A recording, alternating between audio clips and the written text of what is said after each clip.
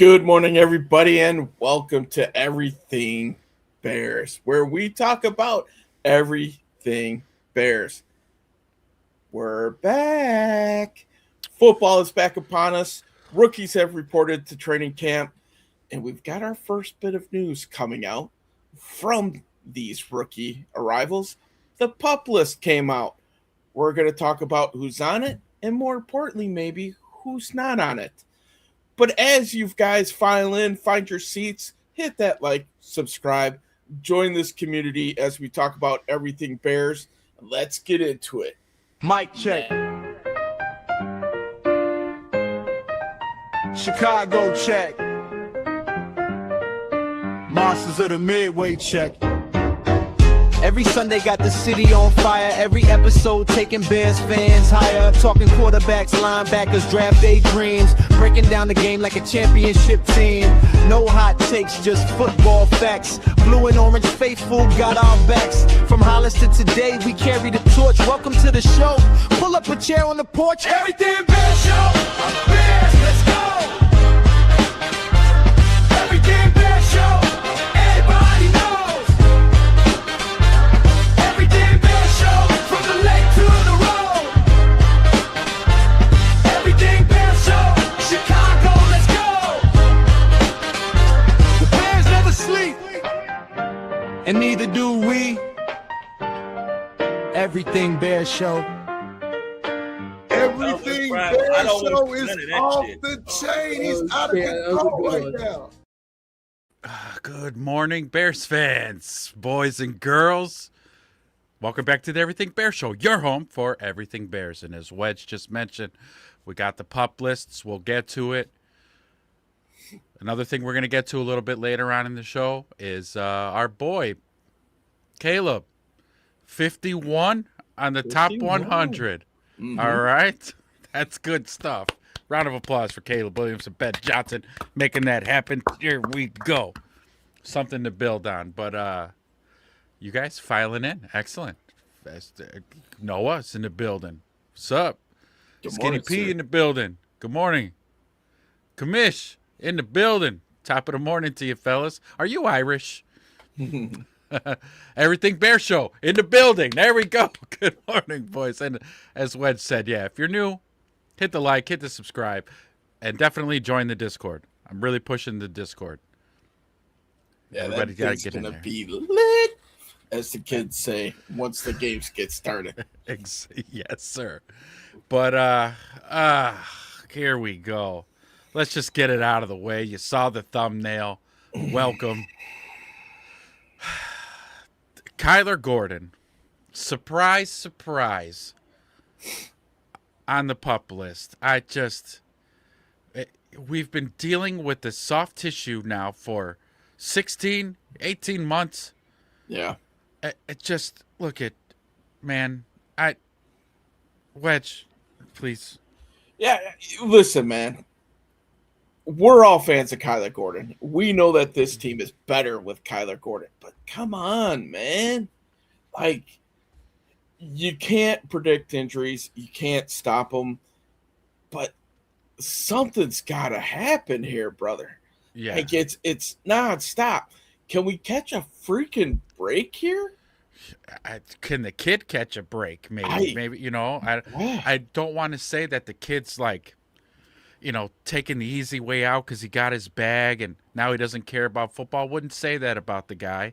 It's just, and I don't want to hear any poll slander here. The guy's not a fortune teller. He can't know if the kid's going to suffer from soft tissue issues. The guy's in ballet, in dance, and theater, and like he shouldn't be having these issues. Yeah, you should be pretty flexible, right? Now, let's just put this out here, right, in case people are thinking doom and gloom. The PUP list right now is not the same as the PUP list at the beginning of the season. So they can come back at any point in time, right? It's not – this list doesn't restrict them to coming back week 4 like we're traditionally used to. Okay, they could come back at any point in time. He could come back tomorrow. What it does mean is he is not ready to go right now to where he can be in full practice or even partial practice at this point. He's basically sitting on the sideline in his golden diamond encrusted wheelchair, sucking on a lollipop. That's what this means right now. That's refreshing though, Wedge, because there is no 4-week wait time that he needs to adhere to. It's not a 21-day ramp up that they've got to adhere to. He can come back anytime. Yeah. So maybe entering spring training here, he's just a little tight, and they're like, that's fine, kiddo, just sit down. We want to actually rep Malik Muhammad at your position a whole bunch anyways. Yeah. So you go ahead and sit down. Skinny P saying, hoping Kyler Gordon gets off that pup quick. We need Spidey back in the slot at 100%. That's to Wedge's point, right? Like, we love the dude. We like the guy. He's talented. We need him on the field. This is why I'm so pissed off right now. It's not because I don't like the guy. It's because I love the guy. Yeah, and this defense is completely different without him. We're acting as selfish Bears fans right now. We need him. Please. Yeah. It's just been going on for so long. Jay Toffer, wake and bake from Northern California, baby. Welcome, sir. Welcome. Good morning. And it's early out there. You are an early wake and baker. Good for you, sir. Thank you for joining. Thanks for coming in. Let's fucking go. Caleb just hit Xavier for a 50-yarder in practice. Oh, see, we got to keep, you know what I'm going to do that? I'm going to keep Twitter up on my other monitor. Thank you for letting us know that. I will pull that up in just a minute when I find it. The Big Baller, good morning. Thanks for coming in, sir. Good morning, Big Baller. Bears brought in 4 safeties, maybe Gordon's replacement. Yeah,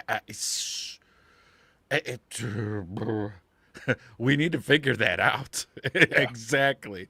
Who's taking over for Kyler when he for sure goes down this season? They're going to get their answers right here in spring training now.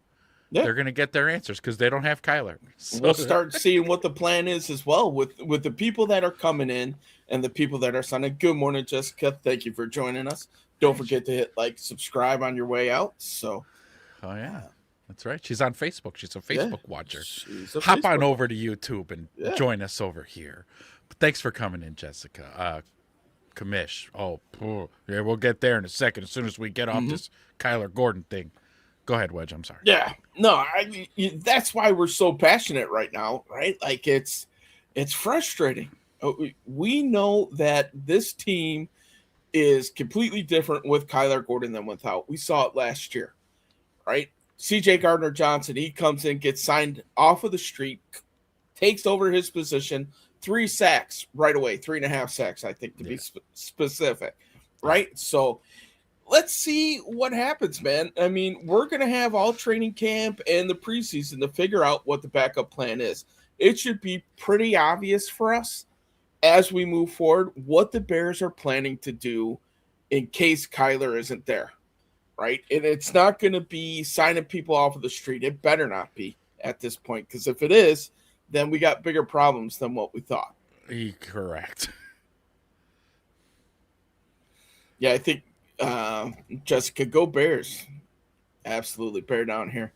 Skinny P, I think this is pretty much kind of what we're expecting as well. Cam Lewis at the nickel while Gordon heals up is good insurance. Love the defensive depth. Polls built. It's going to be defense by committee. That was very obvious. We saw the free agency signings where it's the sum of the whole, right? Compared to having 1 or 2 standout guys, it's, the bulk of us are the strength kind of thing, the handful of sticks versus 1 stick type of thing. Yeah, the sum of its parts. Yes. Yes. Oh, man. And then Toffer's kind of backing up what we just said then as well. Yeah, this is an active PUP list, so these guys can be taken off immediately as opposed to being out for weeks. Absolutely. That's the big difference, and that's what we really wanted to make sure. It's not full-blown panic mode right now. It's not. Season is just starting, and I would like to say we're not fear mongers on this show, right? Like, we'll embrace it. We kind of know, okay? Some of us may be more glass half empty. Some of us might be glass half full. But, yeah, man, we're going to roll into it. The silver lining here is we're going to see what some of these young players are going to be able to do because there will be reps out there to be had with the number ones. Yes. So I'm trying to keep it together because I'm running a show. Yeah, right. Right? It's like a part of a good leadership. You don't want the people to see you panic. But I'm fucking pissed about this. Yeah. I mean, hey, we'll get to this in a second here. So, Commish, have to start every day with the wake and bake. Even when Kyle Gordon comes back, I feel like they'll have to wrap him in bubble wrap to help preserve him. Yeah. On a scale of 1 to 10, how are you on the panic meter? I'm a cool 7. So wait, so 10 like you're chill and 1 is you're freaking out? Because if you're a cool 7, that sounds like, you're pretty comfortable with the situation. Not quite in panic mode yet. If I'm sub 5 right now. Yeah. Let's put it like this. There's a couple different rankings, right? If 1, I have 0 confidence, and 10, I have complete confidence that he's going to be ready at the beginning of the season, I'm at like a 3. Yeah. You're at 3. I'm at 2. Yeah. It's just like we're 2.5 here. And you have to understand the psychology behind it and why I feel this way. How many we dealt with this all last season. Yeah. Of him just, Kyler's coming back. Oh, Kyler's coming back. Wait, no, actually, nope. Actually, sorry, no, he's not. No. He got hurt in warm-ups. Oh, yeah. You beat me. So that was the next thing. You beat me to it. Kyler's coming back. He's suited up. Oh, cool, man. We finally get Kyler back. And breaking news, Kyler pulled something during pregame warm-ups on the field. You're like, oh, what the fuck? Yeah. He tripped over his own shoelace and then blew out the other hammy. Yeah. Yeah. So I am totally not confident. And again, it's not because I don't like the guy. It's because I love the guy. If I didn't care about him, I wouldn't be so emotional about it. So passionate. Not emotional. That's right. Passionate. Yeah, passionate. There you go. That's better. I liked it better. Passionate. Dang on. Football, man. 10 is hot. I'm being sarcastic with the cool 7. I figured as much. But okay. Week 3 preseason, PTA. Get ready. Tighten up. Gav's still all in on these things, man. And it's going to be a fun week having Gav on the show in town for the show while we're joint practicing and preseasoning up with the Titans. And just think, Gav, Cam Ward will be able to watch one of the best do it during practice, man. Pick up some pointers. Maybe get some yes. Maybe Caleb will be big bro and old Cam Ward, right? Oh, he's going to be big bro in him, all right. Okay. Should we just start calling him Mr. 51? I don't know. Oh, shoot. Gav wants an actual invite. Okay. He's like, send me the fucking link. Get me on this thing, man. Create. Good morning, man. Thanks for coming. Yeah. Glad we picked up Mohammed. They did that for a reason. Yeah. The StreamYard. I'll entertain you. I like it. Big Mike, I have more confidence in Angel Reese making a layup versus Gordon being healthy. Wow. Yeah. The baby giraffe, huh? Funny because it's true. Yes. I am a very passionate Angel Reese basher, by the way. Yeah. Yes. How can you not? Mm-hmm. The poor child can't make a layup. Yeah. I forgot I saw something on Twitter the other day, not to branch off too far, but I guess the commissioner of the WNBA was working with social media sites to work on ways to protect their players from harassment online. And I went in the comments section and said, well, you could start by telling them to make their jumpers. Yeah. Yep, exactly. How about that, right? Make your jumpers and then the harassment will stop. Play good basketball and score points. How about that? Instead of like having to shield them from trolls on Twitter. Knock it off. Let's see. Noah, the Packers are still talking that they are the best team in the NFC North. They are. Jimmy's like, why? Why don't y'all like Angel Reese? Let me guess. Because she's bad at basketball. Yes, she's horrible. Yeah. I've seen the highlights. I give WNBA a chance. I've literally seen her miss 4 layups and just grab her own rebounds. She's a glass eater. I'll give her that. She's great on defense and she's a great rebounder. She's the queen of the me-bound. Yes. The me-bound. Yeah. Good morning, Dower. Welcome. Thank you for checking in, brother. So, Jimmy's like, setting records equate bad? What records, Jimmy? What records has she set, please? Rebounds? Most blocked shots in a single season? Well, I just said she's good at defense.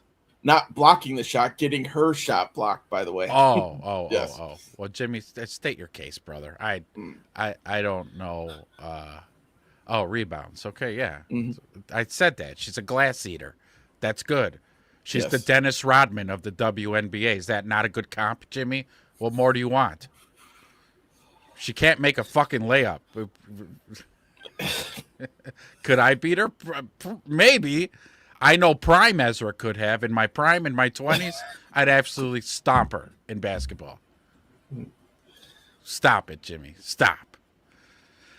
Create. Internet was showing some highlights of Caitlin Clark doing a steal and then shoot it. Sure. Steal, run down, take about 5 stutter steps before finally stopping. I mean,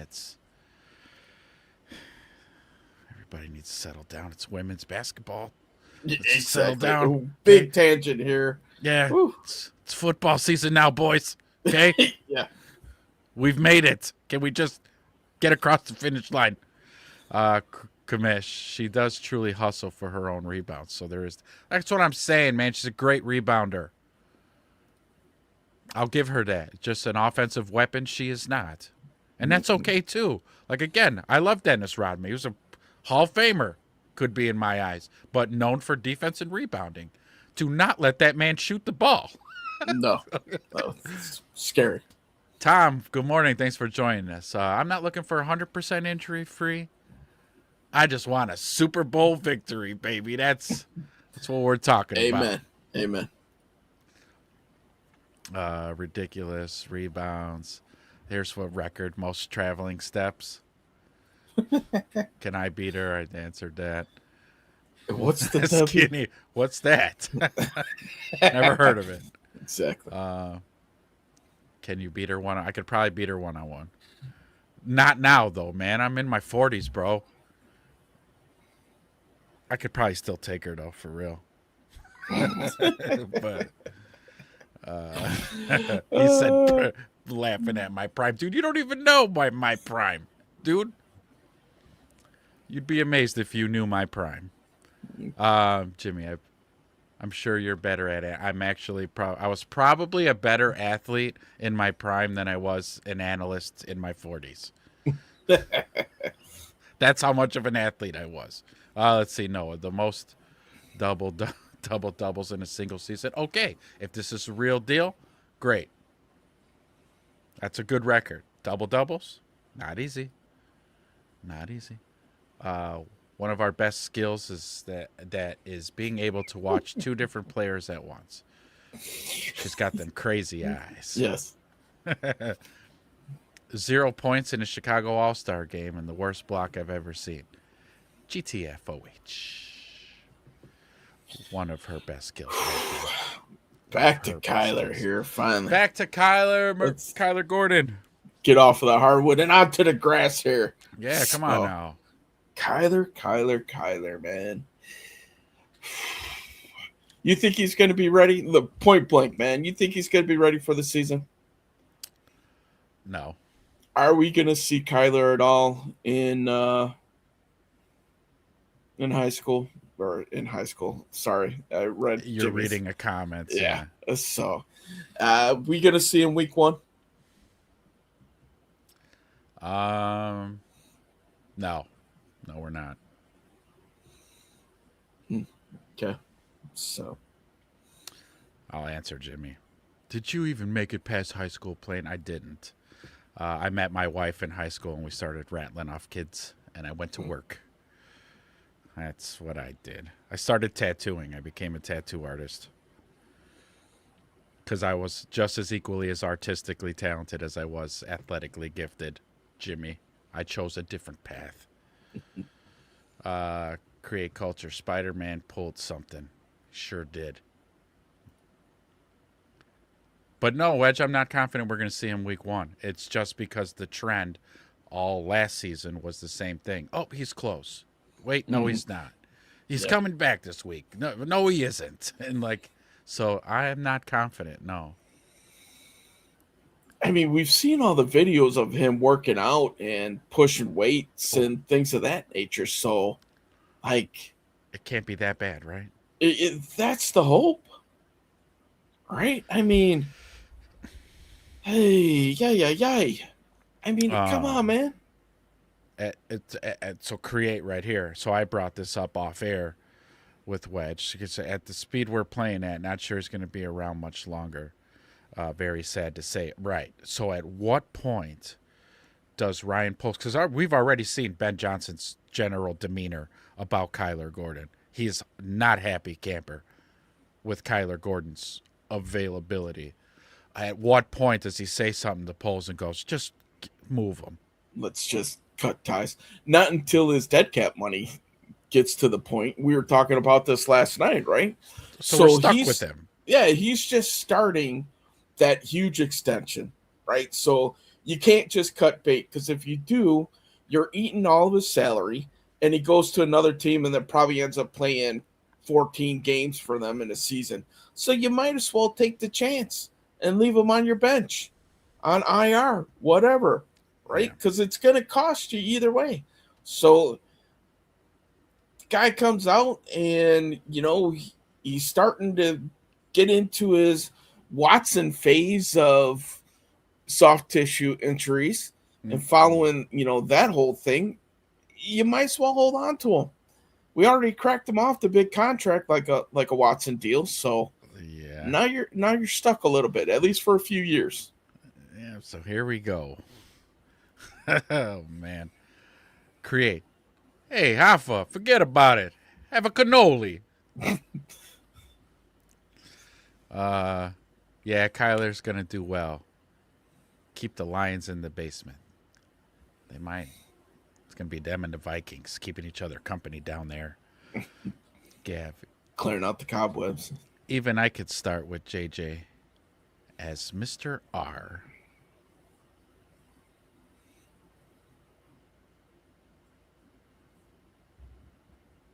Rodgers? Get Jimmy some of those Angel Reese cinder block shoes. Ooh.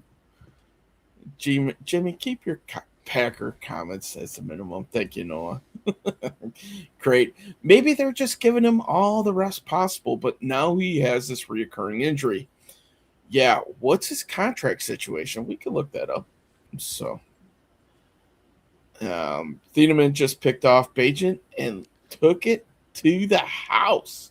Dude, where are you at? You got a live feed? Yeah. Up there? I'm here scrolling through Twitter. Tuffer's probably standing on the fence, man. You with out this. There? You're out there. Though open practices don't start until the 31st, so I'd see. My receiver is what he meant, not Mr. R. Okay. Let's take a look at old Kyler's contract. What is that going to look like here? So Kyler, 6th highest paid on the team. Let me get ready to share this here. Can I share something really quick? Yeah, go for it. So Twitter for the win. So Kyler, what have you been up to this off season?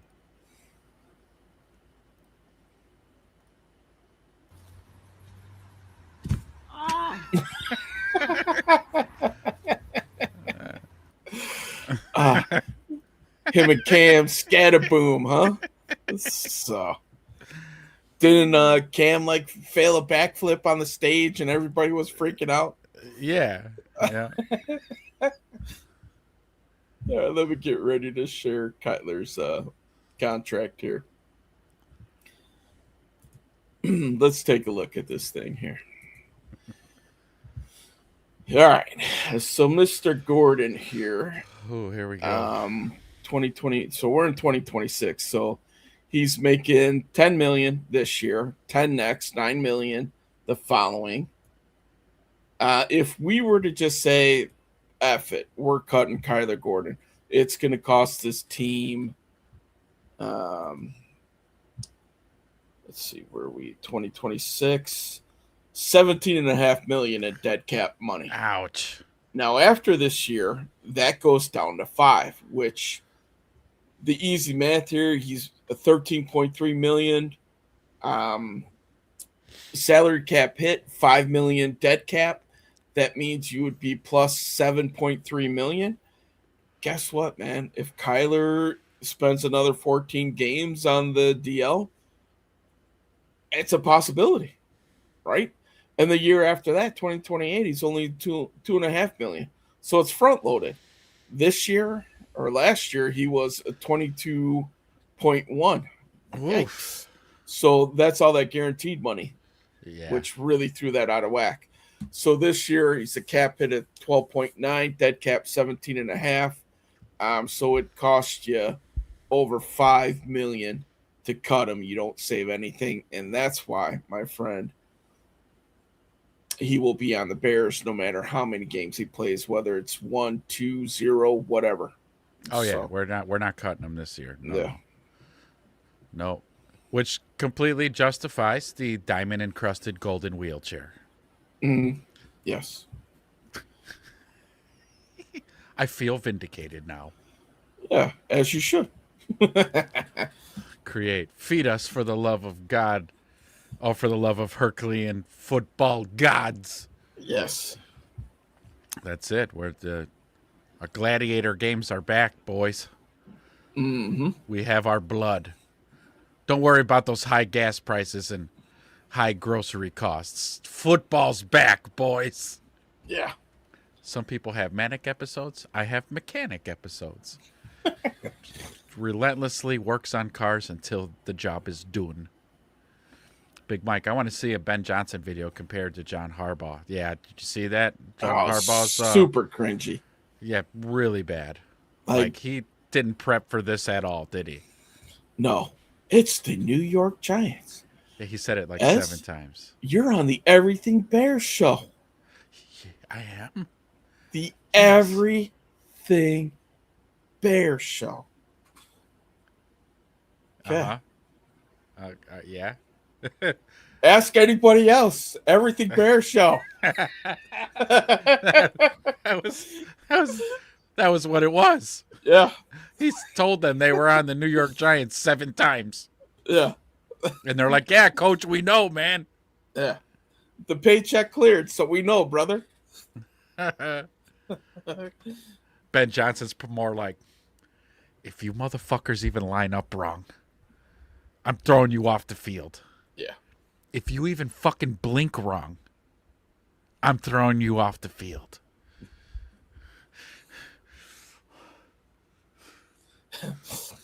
Get those eyes going. Creates us. We are. Creates us. We're not cutting him. He has to play. He does. He really has to play. And like Wedge said, if he don't, next year it's only going to cost us $5 million to get rid of him. So big year for you, Kyler. Kind of a big year if you want to stay on the Bears. If you don't give a shit, you can go to. It's coming up next, Limbo. Next year's doable, but this year, it's the make or break it, dude. You're awesome. But what have you done for me lately? Yeah, that's the NFL, man. What have you done lately? I've been running off old shit. You had a good season. They broke you off. And then we didn't see you anymore. The coach doesn't even know who you are. Yeah. Yeah, well, he said it in the comment, right? Like, oh, I wish I got to know these guys more as a competitor, but they weren't on the field. That was directed right at Kyler and JJ. Right. You know, that was about as vindictive of a statement as I ever heard come out of his mouth. Mm-hmm. Yep. And he ain't wrong. Yeah. Trade Kyler to the 49ers. He could get that electricity running through the hammies, see if it can wake him up. Ooh, that could help out his soft tissue problems out there. Just don't get in a car with Shanahan. Yeah, no, bad idea.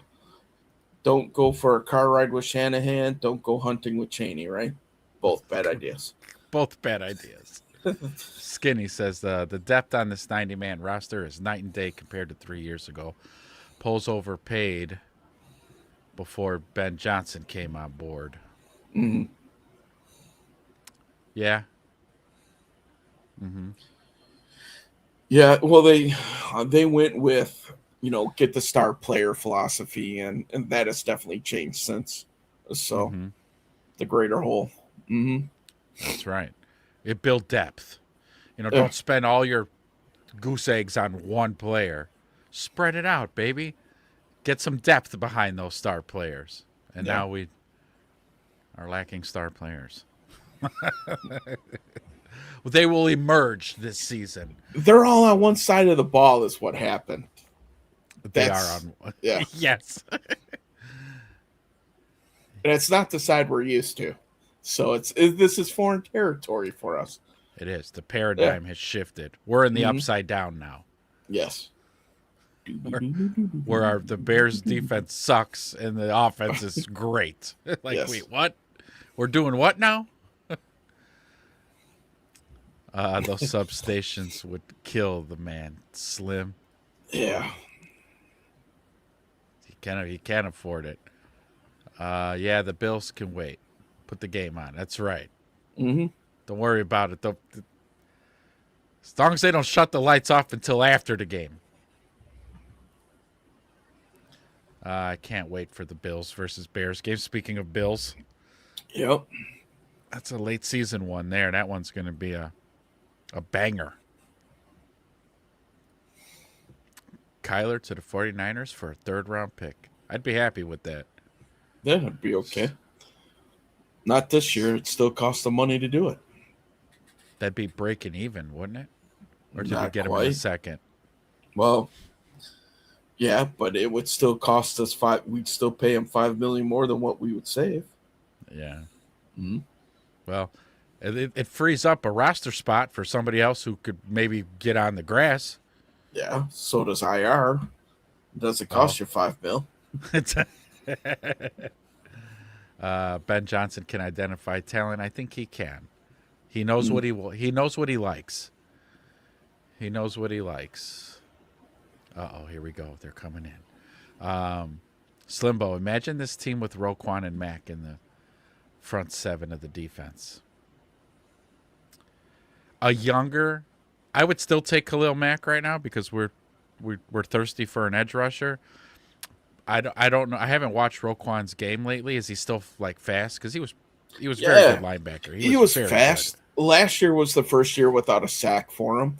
So some people are like, "Oh, he's starting to climb." No, he's not. He's still a really, really, really good linebacker. Good side to side, the whole nine there. So yeah, but those two players would definitely help this defense out tremendously. Mm-hmm. It's NFC title game or fail. Slimbo. Year 5 of polls and year 3 of Caleb. Win now league. No time for a slow cooked soup. But yeah, I agree. We're definitely in win now. But if you think if we don't make it to the NFC title game, was a failure of a year? So you're setting the bar high. I like it. Okay, you're setting the bar really high. I like it. Another polls flop. Gordon. You're adding Gordon now to the list of Roshan, Valus Jones, Tyler Scott, Dexter, Pickens, Hippolyte, Dayo Odeyingbo, Chase Claypool, Jaquan Brisker. Right. Sure. Don Burr, good morning. Good to see your Bear logo, your Lions logo. Sorry. Ooh, Bears. Ooh. Bears on the brain. Good to see you. Good to see you. Thanks for chiming in. Yeah. You got yourself a little list there of Ryan Poles' not so great things. Who knows? Roshan could have a great bounce back year this year. You don't know. I'll give you the other names. Right. Jimmy Hoffa. Detroit swept y'all last year. Are y'all sure you can beat them? We'll split with them at worst. I got us sweeping them, but I got the split. Mm-hmm. Wedge got the split. The practical side of my brain is saying do the split with them, but I think we're going to sweep them because it is one of those monkeys Ben Johnson's going to want off his back. Do you really? His whole identity is going to be like, oh yeah, they make the playoffs every year, they win the division here and there, but he can never beat the Lions. No. He's going to nip that shit in the bud immediately. This whole NFC North is going to be must-watch TV for sure.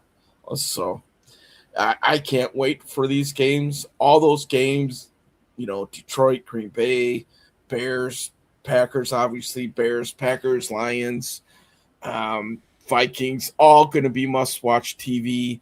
Packers, Lions, Vikings, everything must-watch TV.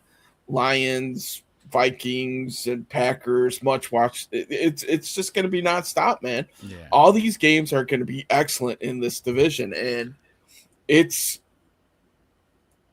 not going to take as good of a record as I think people think it's going to win the North, because all these teams are going to be put in a blender and they're just going to beat the crap out of each other for the 6 games that they see the other teams. And it's going to be who can squeak it out, who's going to play better outside of the division. Strongest division in football. It's what people are saying. It's what the NFL rated it at. It's what the NFL network said. Mm-hmm.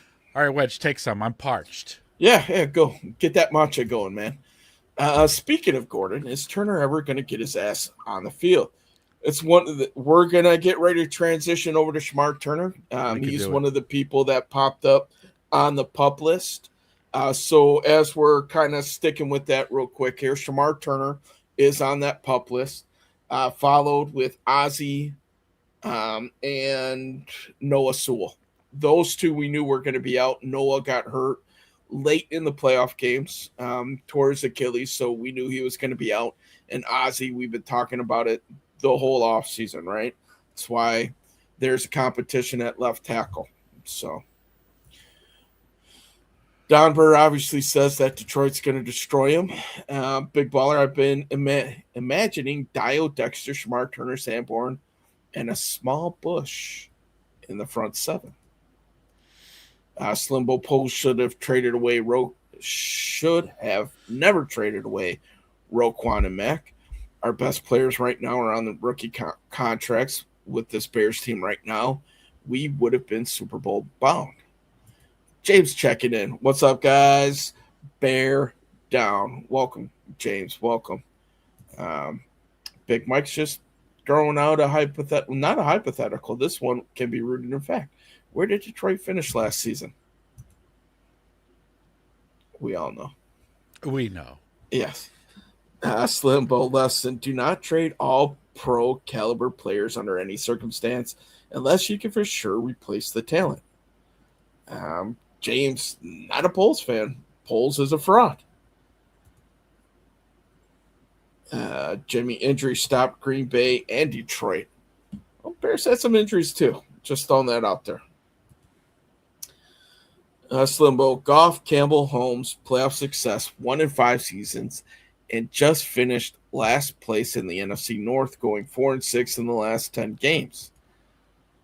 Skinny, Dan Orlovsky. I'm guessing not a big fan of old Dan Orlovsky. Neither am I, and I can speak for Ez as well. So, Noah's just reminding you, Don Burr, that your team has never won a Super Bowl. Goff from Slimbo is a Pro Bowler in a dome of non-elimination games. December and January elimination games, he looks like a backup. He has always had the winter yips. Put his mittens on below 45 degrees. NFC North is a lot weaker than people think. Okay, we'll see here. Dan Campbell has won one playoff game in Detroit. No research. Don Burr, your last quarterback you traded away, he won a Super Bowl. NFC North from Slimbo, 0 All-Pro QB since 2020. Rodgers was the last one, 0 Super Bowl appearances in the last 16 years. Only the Bears have a playoff win in the last 2 years. The last 10 games of 2025, Lions went 4-6, Green Bay 4-5-1, and the Vikes 5-5, where the Bears went 6-4. Don St. Goff has spanked Chicago outsiders and shy since he arrived. Big baller. I love watching the Packers blow late leads in games. Slimbo, NFC West has sent 11 teams to the Super Bowl since 2011. Slimbo brought this up in the last show here. So in the NFC North, the Bears don't have any All-Pro QBs to worry about. Bears defense going to have 42 sacks, 24 picks. And Slimbo's going to say the Bears are going 13-4. All right, man. Number one seed to dominate on the lakefront. Noah's just sending his pleasantries. Don Burr, you drafted Dan Orlovsky. Ed Slim with a self-made status is hilarious. He's accusing Slim of just making up those stats. I think those are rooted in fact here, but whatever. Never made it to the playoffs. Dan Orlovsky, I'm assuming. Dan Orlovsky also the one famously running out of the back of the end zone. Most elite QBs have ice in their vein mentality. Golf just gets frostbite. Jimmy, same way Caleb is comfortable with play calls, do y'all think teams having a full season of tape will hinder any progress? Now that's a constructive question, and I like it. Hey, Wedge. Yes. Is that a nice cold Jarritos you're drinking? Why, yes, it is, Ez. This is the pineapple Jarritos that I am enjoying this morning, the official drink of tacos. Jarritos. The unofficial sponsor of the Everything Bear Show. Unofficial sponsor. So that's a great question, because if anybody knows ball, you know that a quarterback can have a phenomenal rookie year or second year. And once there's good game tape for all the other teams' defenses to look over, if he doesn't make changes to his game and he thinks that same game he could just not, get better at the position, you'll find out that there's a steep decline that following year. Mm-hmm. So that is the big question for Caleb this season. Again, though, the big catalyst and X factor for me is the presence of Ben Johnson. Yeah. Look at like some of the stuff that when we had Coach Chad on, just the sequencing, he sets up plays to attack defense's tendencies. So if you're lined up in this type of formation, the defense will have a tendency to do X, Y, and Z. So he designs plays to attack what X, Y, and Z should be doing, and then counters off of that. So that's where the maniacalness of a Ben Johnson offense comes in. Don and Jimmy, I'm sure you guys can agree, whether you're a fan of them or not, that is something that has made his offenses evolve. He designs plays to break down the tendencies of these defenses and creates those tendencies and puts them into weaknesses. That's the whole premise of the Ben Johnson offense. Bingo. Ditto. Shamar, yes. Check. Shamar Turner is the one that makes me sad. I saw him play down at College Station. His motor is relentless. I've hyped him up all season. Again, Skinny, don't be sad, bro. We don't know yet, right? If he starts the season on the PUP, then that's 4 weeks. Right now, like you said earlier, he could be back tomorrow. We just don't know. He could be back a week after the veterans report. We just don't know yet. I don't have the exact timeline on his ACL injury, but it sounds like he's getting close. And if I were the Bears with a second-year player that they drafted high, why not take some caution with this? This might be out of the abundance of caution. We don't know yet. We'll see when he ends up coming back. But from everything I heard, Shamar Turner has really started leaning out. So it sounds like they want to push him out to the edge. And that's where they're going to try to get him in on this team. So we'll see, man. So, keep that optimism high, man. I still think there's good things to come for Shamar Turner.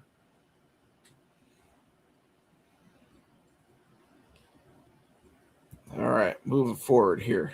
So, Ryan Poles drafted Patrick Mahomes. Yeah. So,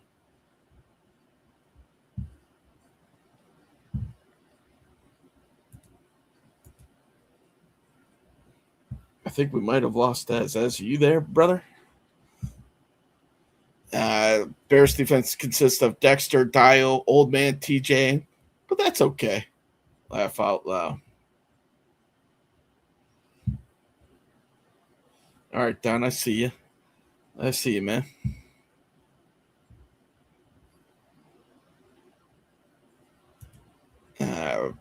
Don, you should tell Jim to join Chicago.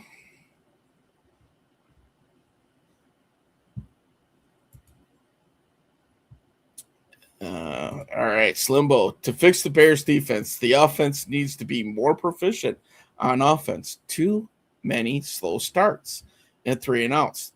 The Bears defense wasn't the problem they lost.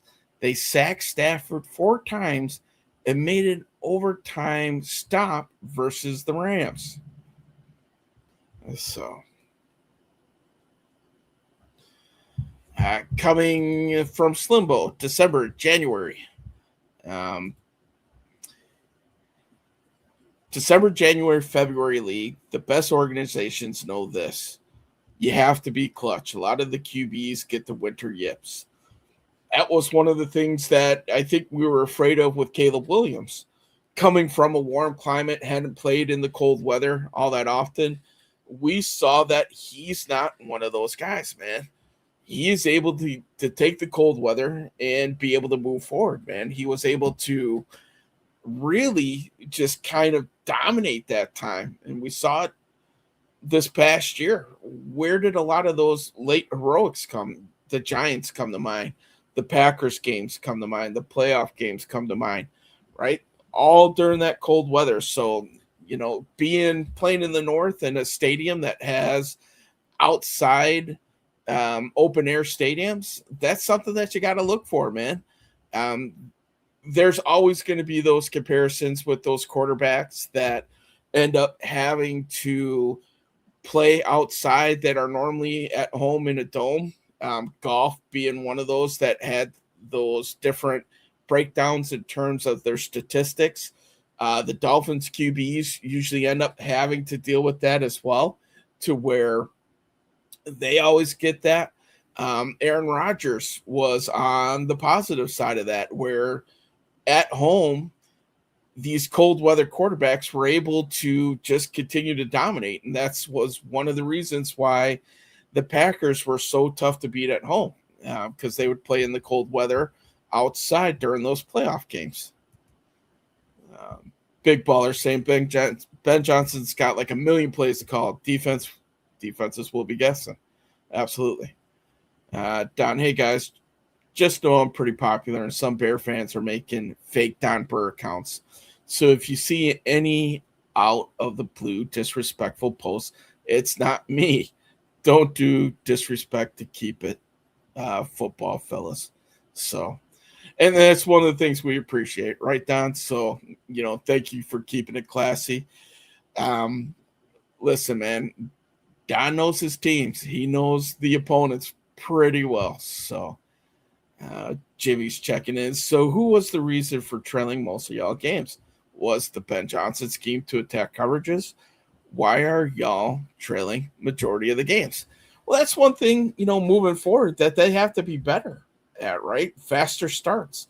Some of it could be, first year in the system, kind of learning to see what's going on with, what type of plays will benefit Caleb Williams the most. But they got to get out to faster starts. They got to be able to convert some of those field goal drives into touchdowns. And, if you get out to a stronger start, that's going to help your defense as well. We're all worried about the defense, but if you guys can keep it or blow it open early and keep a team one-dimensional, that makes it a lot easier. You could cover up a lot of holes on the defense if there's those holes to be covered up this year. So we'll wait to see here. Slimbo, Ben Johnson, certified run game guru and a certified explosive play architect. Ben Johnson has the sauce. Sauce, the ability to dial up explosive plays. And they hunt those on this, right? So, Big Mike, you're fucking crazy if you think there's a defense out there that Ben isn't afraid to attack. Y'all don't know about the 14 personnel. We should really place bets on if we're going to see a 14 personnel.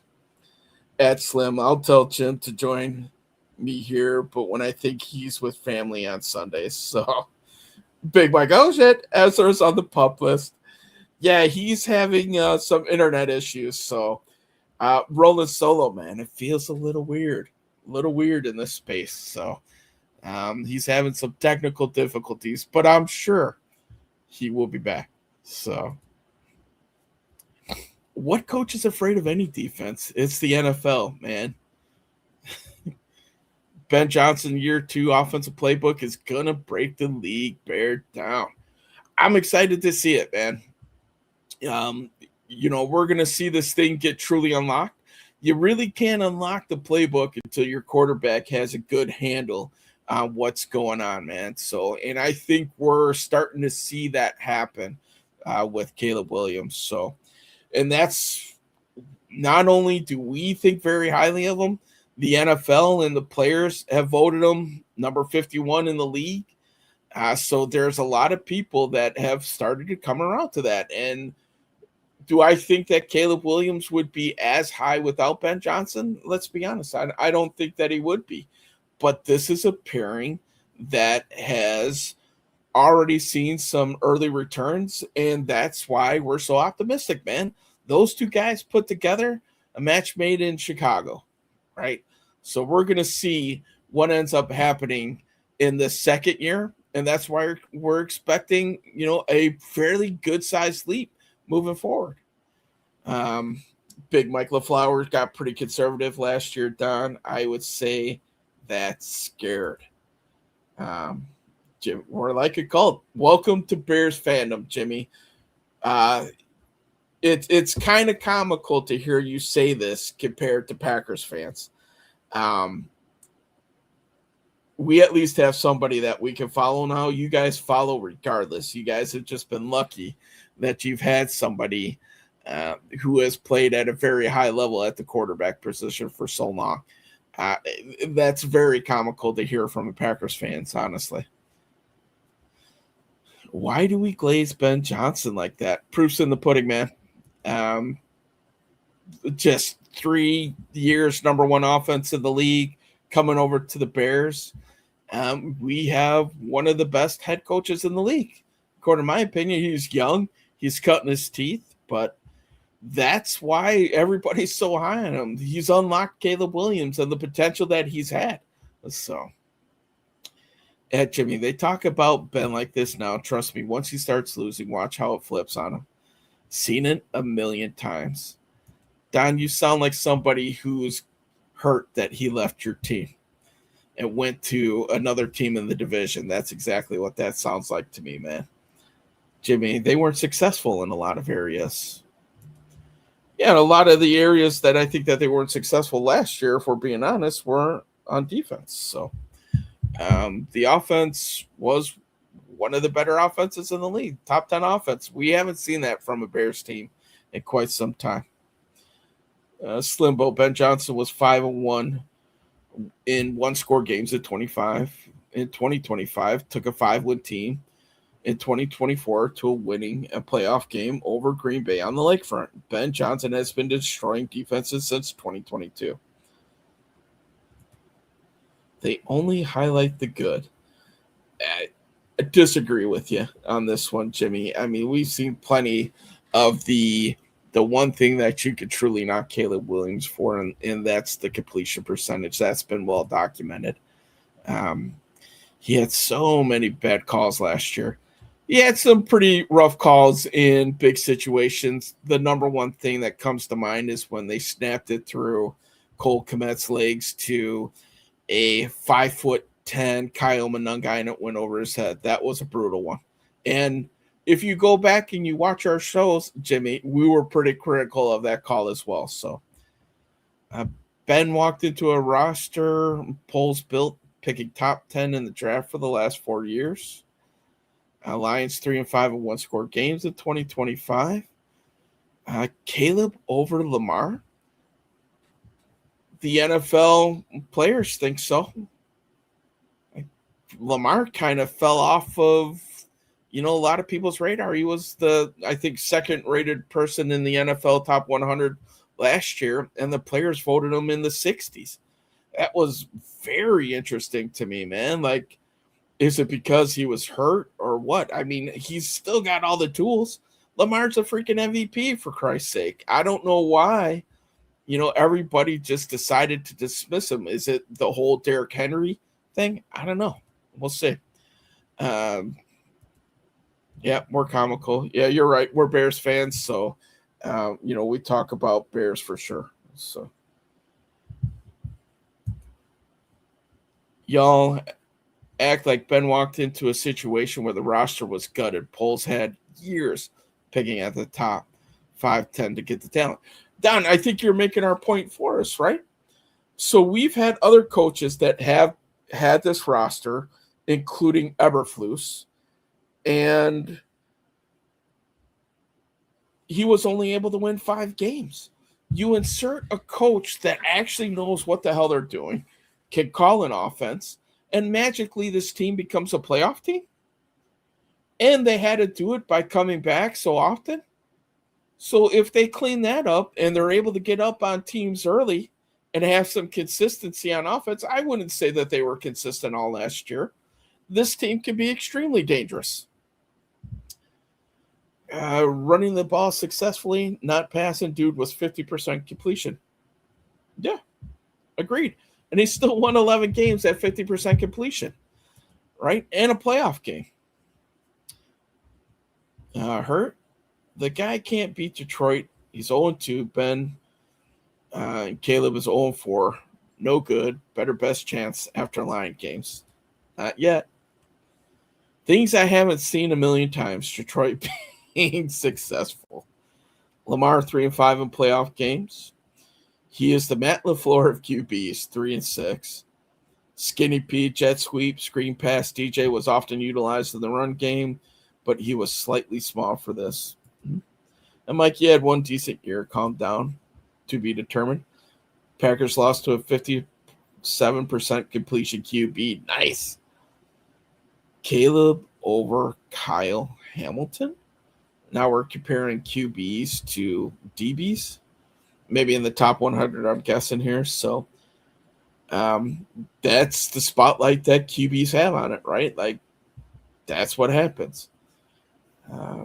It's many dudes on the list. Caleb was not better at his position than them. Lamar 3-5 in the playoffs. Golf 5-5. So I guess golf is better, huh? That's slim. Don, you have no good reason. Hall of Famers walking away from the game because they played in Detroit. A la Barry Sanders and Kelvin Johnson. Is that what we're thinking here, Big Mike? It's definitely an agenda to profit off the Chicago market. It's a big market. Third largest, actually, Jimmy. Jimmy, you're correct. I would take golf over Lamar. Okay. Slimbo. The way Caleb is looking, we're not going to have a problem keeping a lead. That's the next progression, Noah, for sure. That's what we got to see coming out of this year, right? If he takes that next step, that means that Caleb is going to be in that low to mid 60s in completion percentage, just where Patrick Mahomes and the Josh Allens and everything are. And then we continue to build from there. Yeah, Michael, no good season. 7-1 versus the Bears last 4 years, 2 division titles, 3 years, NFC championship game, etc. You're probably talking out of emotion. Imagine the cope and see when you lose the division to a 58% completion quarterback. Don, and Ben was your OC. What happened last season? Why do Bears fans actually think Caleb is good or great QB? Please explain. And you better make it convincing. We'll get into it here.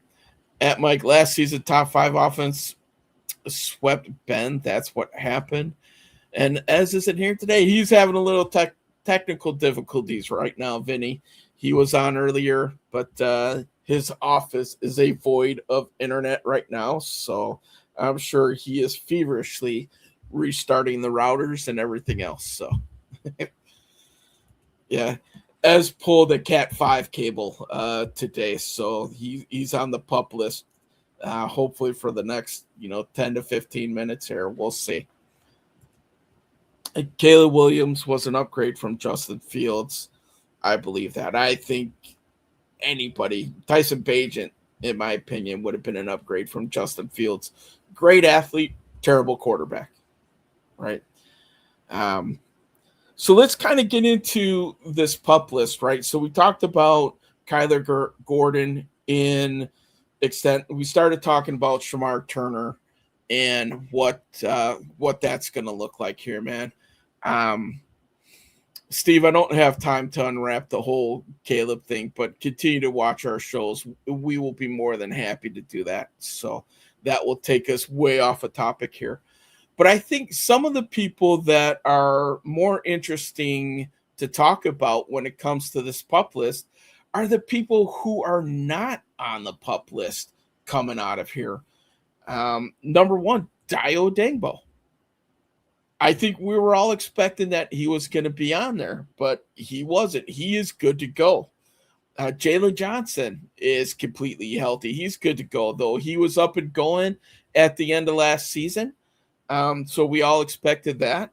Terell Smith, who's going to be fighting for that CB2, he's not on the list, so he's up and ready, good to go.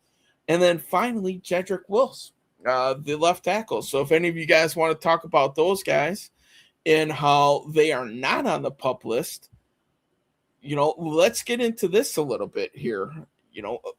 Motivated or not, Dayo Odeyingbo being on there is a pretty big deal, if nothing else, to eat up some snaps, right? We've talked about it ad nauseum where they are thin at defensive edge right now. And we've been talking about how they're going to have to sign somebody. They'll probably end up bringing somebody in according to the numbers, right? So let's kind of jump into this a little bit here. Sorry, I'm getting updates from Ez as he's feverishly trying to get back on. So it sounds like maybe he might be on the PUP for the next hour or so. We'll see. Bear with me here.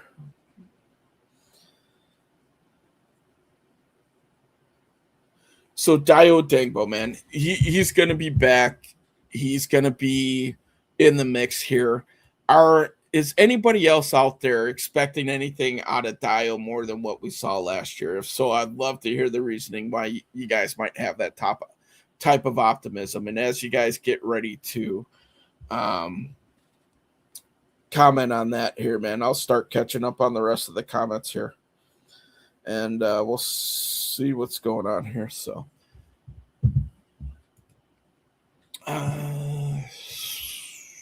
so does the slow start not count as the coach's fault? I think it's a part of it, in the scripted plays. Noah's saying, the Packer fans are starting to file in here. We got you, Jimmy. So he swept the Bears and sat at home to watch them embarrass the Pack. I'll take it. talking about the Lions here. Don brought his Packers goons. It kind of feels that way, doesn't it? Vinny, I believe the offensive line upgrades have allowed the Bears offense to excel last season. Bears offensive line is ranked number 2 in the entire NFL. You guys forgot we beat you guys last year too. Not be successful on third down passing has not been Johnson's fault. JJ not being on the list is great news. This is a big contract year for him, and I think he shows out this season. I agree with you, Skinny. Jaylon Johnson, that's like getting a top-tier player back, man. I mean, he was considered a top 5 corner before he ended up hitting the injury report last year with that core muscle thing. So you get a healthy Jaylon Johnson back. Yes, that secondary was one of the strengths of this team last year. So getting him back is a huge lift. That's like getting an all-pro back, which he was. So him coming out healthy and being able to be the Jaylon Johnson that he was. Now, I will say this. Jaylon Johnson was never a huge interception guy, so I'm not expecting a ton of picks out of him, but he does shut down half of the field. So him being healthy coming into this camp will hopefully say a little bit here, man. You think about the Floosh years, Jaylon Johnson wore that captain's patch on his chest. Last year, we didn't see it. Is this something to where, he's one of those veterans in the room? Is this like a position to where he could get back to being that guy? We'll find out here. So, Don Burnt, Mike, 2 division titles, 2 of the last 3 years, buddy, above 500. The OCDC bunch of injuries still swept y'all, and he'll be better this year. You're in trouble, and you know it, man. I don't think we're in that big of trouble. Don, you forgot about your losing season. Big baller, great news for Dayo fans out there. Yeah, he's back, and we're gonna need a ton of production out of him. Maybe not a ton, but we need more than what we saw last year out of him. Jaylon Johnson's playing with the chip on his shoulder with Ben Creighton competition. I'm expecting a big season from him as well. 24 watching, only 11 likes. Ezra's still coming in and being part of the show, man. So he's working on it. Stolzy, welcome, man. Good morning. If you need to explain why we see Caleb as being good, you won't understand. Good point, Stolzy. Listen, man, we finally have a quarterback, and as Bears fans and all of us out there, we can all agree we haven't had something like this ever. Some people will point to Jim McMahon. Jim McMahon was a good quarterback. Could he be what Caleb is? Not even close. Highly touted coming out of BYU for McMahon. He won a Super Bowl, but that wasn't necessarily because of him. We all know the 85 defense. I don't need to go into a history lesson. But he was able to get the team there, and the offense was still pretty good that year. It helps when you have the likes of a Walter Payton and whatnot as well. So, he's working. He's resetting everything right now, feverishly. So, Steve, I'm a goonie. 127 total explosive plays last year for the offense, finished second in the NFL in Ben Johnson's first year. Again, part of the reason why we have so much optimism. O-line had me way more worried last year than the defense does this season. Okay. We have 2 positions that are up for grab, right, Skinny? We got left tackle, the competition there. It's going to be between Braxton, Theo, and Wills. We'll kind of see what's going to happen there. Jimmy, shut down half the field. We're talking about Jimmy Johnson. Jimmy, go back and watch any type of tape other than last year when he was out for the core muscle, and you'll see. Jimmy, now you're just coming across as an uninformed, just hater. So, sorry, bro. I'm going to call it as it is, man. Jaylon Johnson was a top 5 corner, if not more, before last year, before he got hurt. Facts. Look it up. John,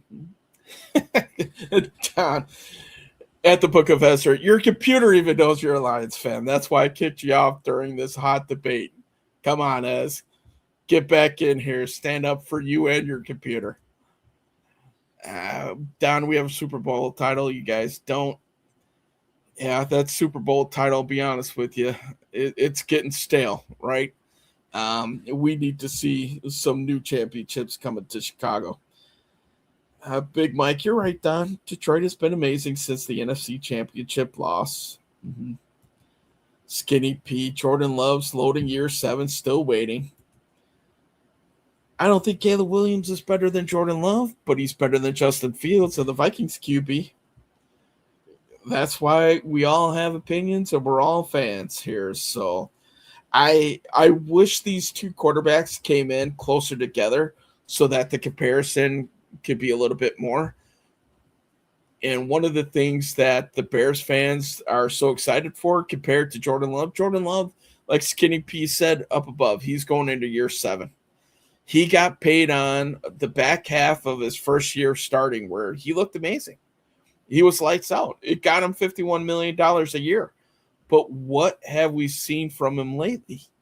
Spots of greatness, right? Spots of good quarterback play, but not the consistency, not the leadership. If you listen to the local sports media up here, which I happen to do because I live 50 miles away from Green Bay, they don't trust him.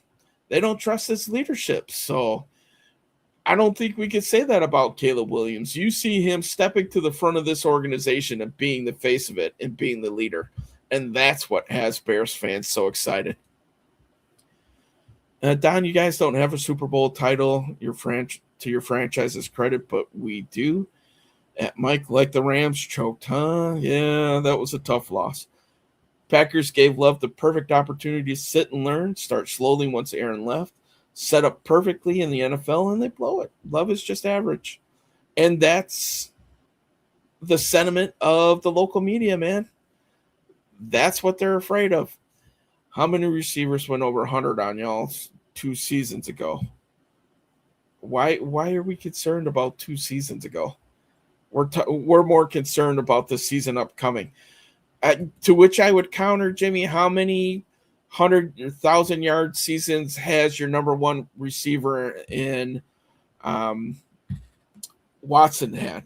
You know, I could tell you that right off the top of my head because I couldn't believe that they paid a guy who's never gone over 1,000. Right? Jordan Love in year 7 still can't get over the hump. 2 seasons ago, a lot of receivers went over 100 on the okay.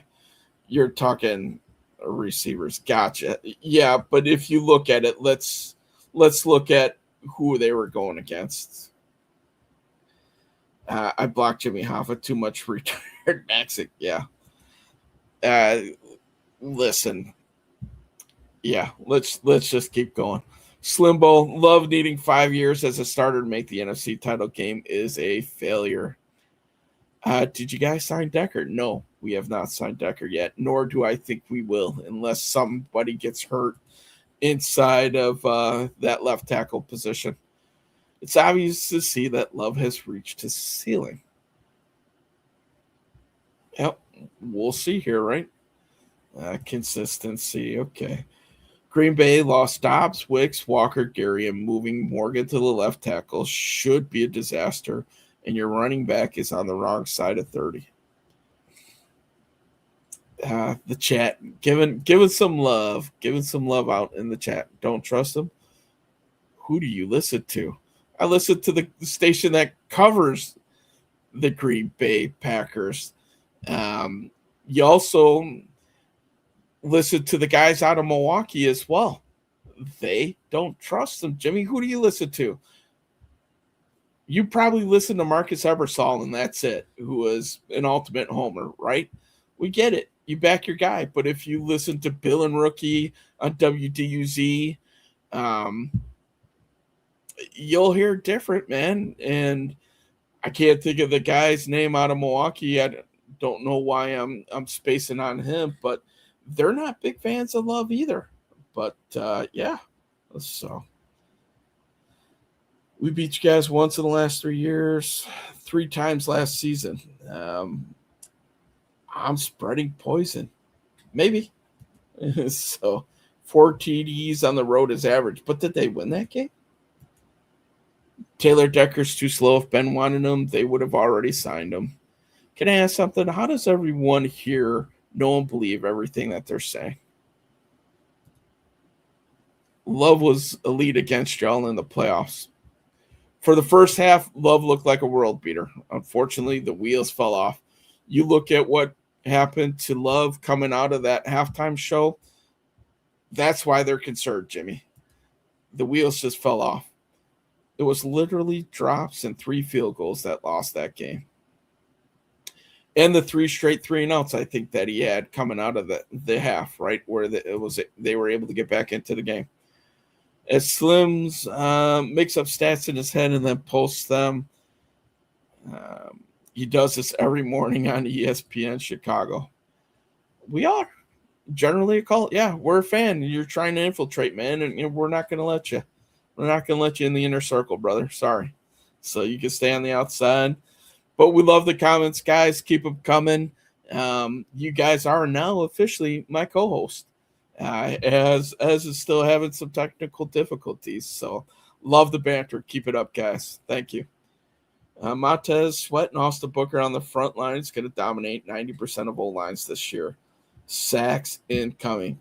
Skinny P, I hope for the Bears' sake that Austin Booker becomes that dude, man. So, Big Baller, you think Ruben Hippolyte makes special teams this year? He's really fast, straight line, but takes very bad angles. Oh, good question, Big Baller. I think if it comes down to where they have to make a decision between Ruben Hippolyte and Jack Sanborn, I think the Sandman's going to end up getting the nod, in my opinion. If you go back to some of our previous videos, like players who could be on the chopping block, I've gone on record many a time saying that Ruben Hippolyte, I believe his neck is sticking out there right now, and he's got an uphill battle to make this 53. With another rookie being on the PUP list and Keyshawn Elliott, we didn't really even get to talk about him. He's dealing with some type of an injury that helps his case a little bit, at least for the short term. But I don't think that Ruben Hippolyte's going to make this 53. I just don't see it at this point in time. Noah says it best here. Yeah, we're a cult, but that's because we're diehard fans. Just like you guys are up there, Jimmy. Listen, man, if you want to hear somebody doting on Packers players and Packers fans, then find yourself a Packers show. That's where you'll hear it. You're not going to hear us kissing Packers ass on this show. Sorry. As you could tell, we wear the Bears gear here, man. So that's how it is. So your spot is to try to grief our fans in the chat, and you're trying to, take everything personal and everything else, man. So stick to your job. Grief the other guys in the chat. That's what you guys are here to do. Big Mike, you're crazy, Jimmy. We drink Jarritos, not the Kool-Aid here. That's right. Pineapple Jarritos, for an example. Stolzy, Packers win with Love, not because of him. Love versus Caleb. How many playoff wins do you have? Caleb's ascending. Love is what he is. To get year 7, you know what you're going to get with Jordan Love. The big thing with Jordan Love, and I'm sure the Packers fans in here will agree, he's got to stay healthy, right? What was it, 2 years ago, if we're going back there? Look at what Jordan Love was while he was playing hurt. He was a different quarterback, as all quarterbacks would be. So we'll see. Everybody's going to be healthy. This division, like I said, is going to be a fist fight for most of the year here. So Skinny Pete, Devin Bush coming off of 125 tackles and 2 pick sixes last year. This linebacker room has crazy depth behind him. Yeah, just curious, who do you listen to? I'd be curious to see what station you're listening to. Everyone has an opinion. They are just paid. Been a fan since 03. So you've been a Packers fan since 03? Okay. Who was your team before 03? Or are you just that young, Jimmy? I'd be curious. But Jimmy says he watches all the games. Mm-hmm. Who do I listen to? You're funny. Thanks, man. Appreciate that. Is Love in a contract year? Jordan Love is extra focused this year, I heard. I don't think Jordan Love is in a contract year. He's still playing out his big contract from before. Skinny P, the Packers are very comfortable with mediocrity and living in the 60s. I would at least give them the 2000s and 2010s. They were pretty good during that stretch too, man. The Aaron Rodgers years were pretty good. Stolzy, it's not how you start, it's how you finish. Don, you are not welcome in the Bears intersectum. Slimbo Caleb in the second half of playoff games for Packers was 18 for 34 for 283, 2 touchdowns, went 7 to 13 on passes, 15 plus air yards, and he just torched that secondary. Colson Loveland being a big part of that, right? He was huge in that second half in that comeback win for those guys. Steve's staking his claim. Packers are the owners of the North, and the division knows it. We'll see. They haven't been for the last 4 years, but this thing is up for grabs, man. Like I said, it's going to be a fist fight, Steve. Steve, I see that the Notre Dame backing. Is that the College of Notre Dame, or are you up in Green Bay and you went to Notre Dame High School up in Green Bay? Just curious. Don, you're not welcome in our domain. 5 picks in 2 playoff games and not talked about us. Amazing performance. Jimmy, you go back and listen. That was one of the things I called out. 5 picks in the playoff games, where during the regular season he was protecting it. During the postseason, he didn't protect it as well. And those picks showed up. A couple of them were horrendous. He was able to overcome one of them in that Packers game where he beat your squad. But the picks against the Rams was ultimately the downfall. So Ben Johnson said he enjoys beating Green Bay twice a year, and he did that in year 1. Year 2 is loaded, so we're going to see. Vinny says, I'll start a Packers show. Hey, it's an open market, right? Go for it, man. Damien checking in. People say Caleb is better than Fields. How the hell is he any better when he has the same damn problems that people were bitching and complaining about Fields? And Caleb has everything that Fields never had, including an O-line and weapons. Damien, I know you're a Bears fan. You can't come on here and tell me that Fields is better than Caleb, right? No, I can't. I can't even get into that argument. The proof is in the pudding, man.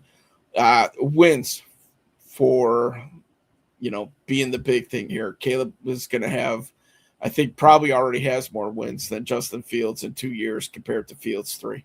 Just throwing that out there. So Ben Johnson definitely helps for sure. The only thing shorter than Matt LaFleur's post-game handshake is his postseason runs against Ben Johnson. Good point, Slimbo. No, this is our show. Damn right it is, man. Skinny P, Keyshawn Elliott dealing with a back injury that previously cost him some time during spring OTAs. Yeah, so let's see if he can get back, man. Like I said, I think he's going to be the one that gives Hippolyte a run for his money here. He can ultimately, if he plays better than Hippolyte, then Hippolyte's out. And we saw the experiment with Hippolyte starting a few games. He made it, I think, a quarter and a half before he got hurt and then was out. But he had his time to shine, and unfortunately, the light was a little bit too bright for him, and he had to step out, man. I'm not a big Hippolyte fan. That was a reach. We all knew it when it came through, and it's coming to fruition that experiment is probably going to end up failing. So LaFleur's still trying to figure out why Ben Johnson hates him. Well, Ben Johnson's busy figuring out how to score another 30 points on him. That whole story about the whole Shanahan coaching tree and the beef that they had with him is still pretty interesting to me, man. Big Mike, if that's the case, Steve, y'all also have a toilet seat with an unflushed shit in the middle. Good old logo smack talk. I love it. Since 2018, Green Bay 3 NFC North titles, Bears 2, Lions 2, Vikings 1. So, all right, good news, everybody. We're going to have a guest coming on shortly here, so we'll see what happens. NFC North has not made a Super Bowl in 16 years. Yes, that's been well documented. Thank you, Slimbo. Yes, he's a Notre Dame fan, so I'm guessing that is the University of. Fields couldn't keep a job with the Jets. Stupid day. Another good point. As he lost his starting job to an old Russell Wilson as well. Welcome back, man. Woo. I'm back. Yeah. All right. Keep going. I'll just jump right in whenever. All right. So that's Slim. How many times Bears finished in last place since 2010? We'll see if he has that handy. Steve at Big Mike, I know every Bear fan paints their toilet seats that bright orange. Not true. Notre Dame, another mythical football team, ain't never been right since Bama rolled that ass in the Natty shutout. Oh, wow. Yeah.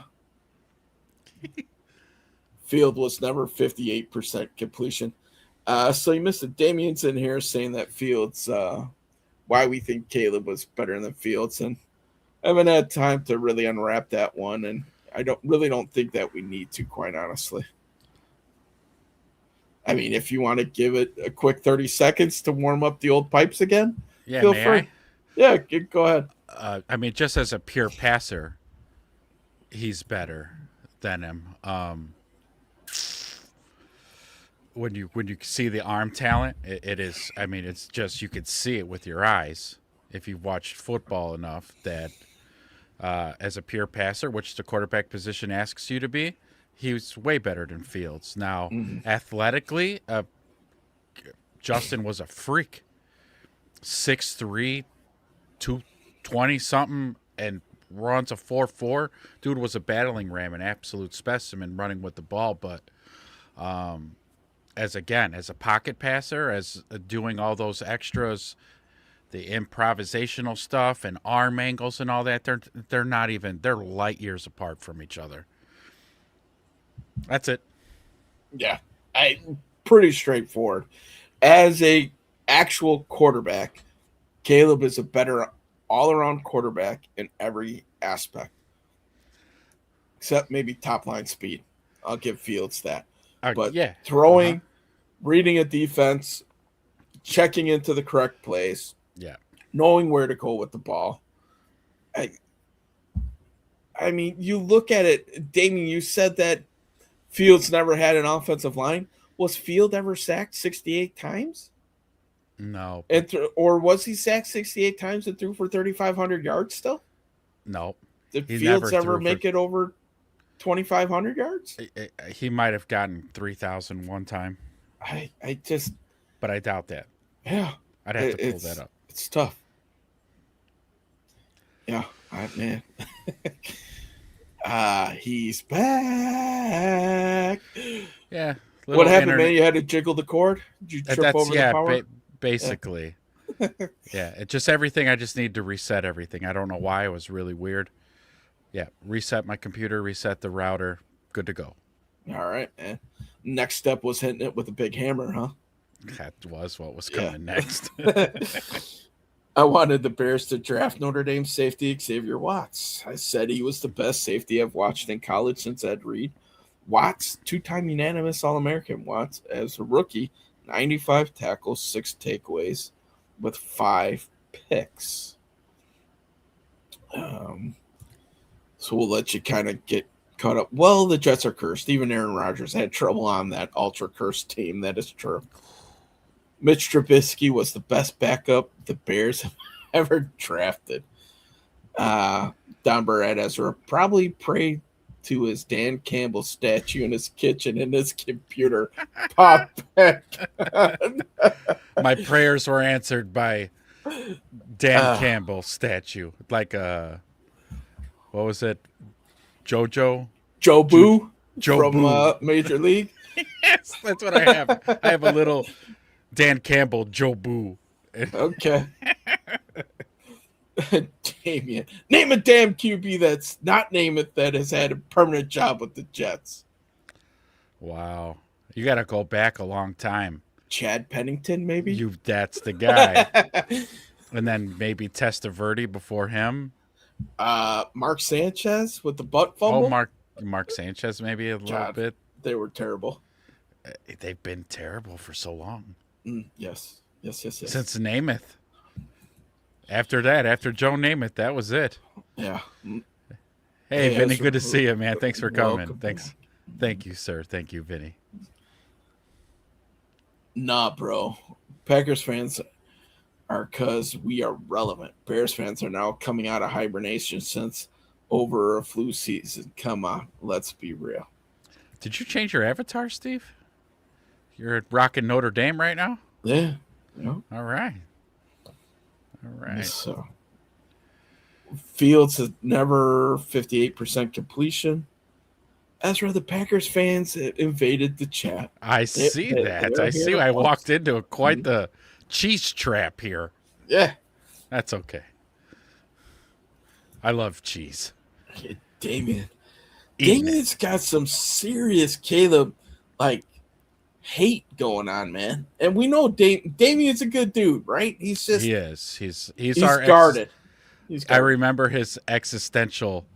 You know, where he's like, who cares about stadiums right now, guys, when people are starving and people can't afford groceries? I love Damien. Yes. Okay. But, yes, he definitely has some Chicago quarterback PTSD. Yes, he does.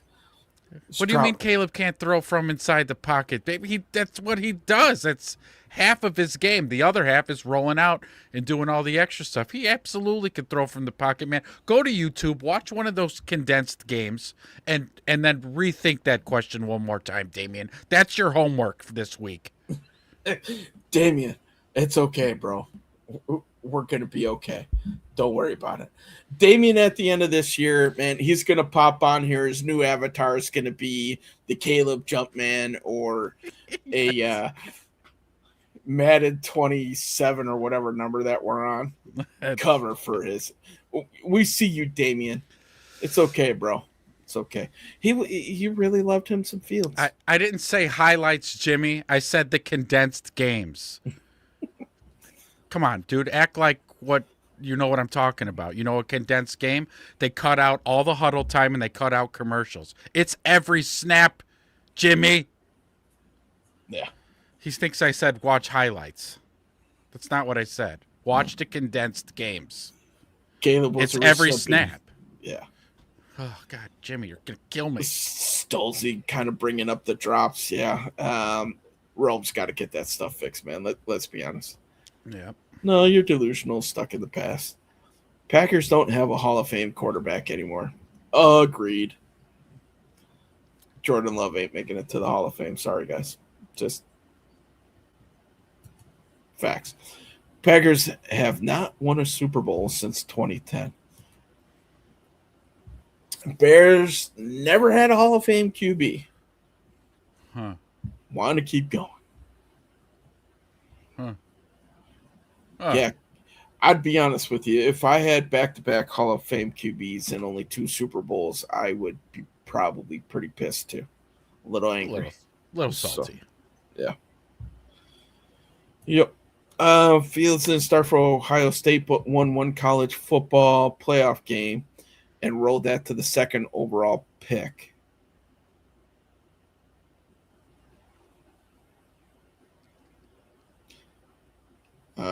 Caleb Williams was a Heisman in 2022. It took me a second.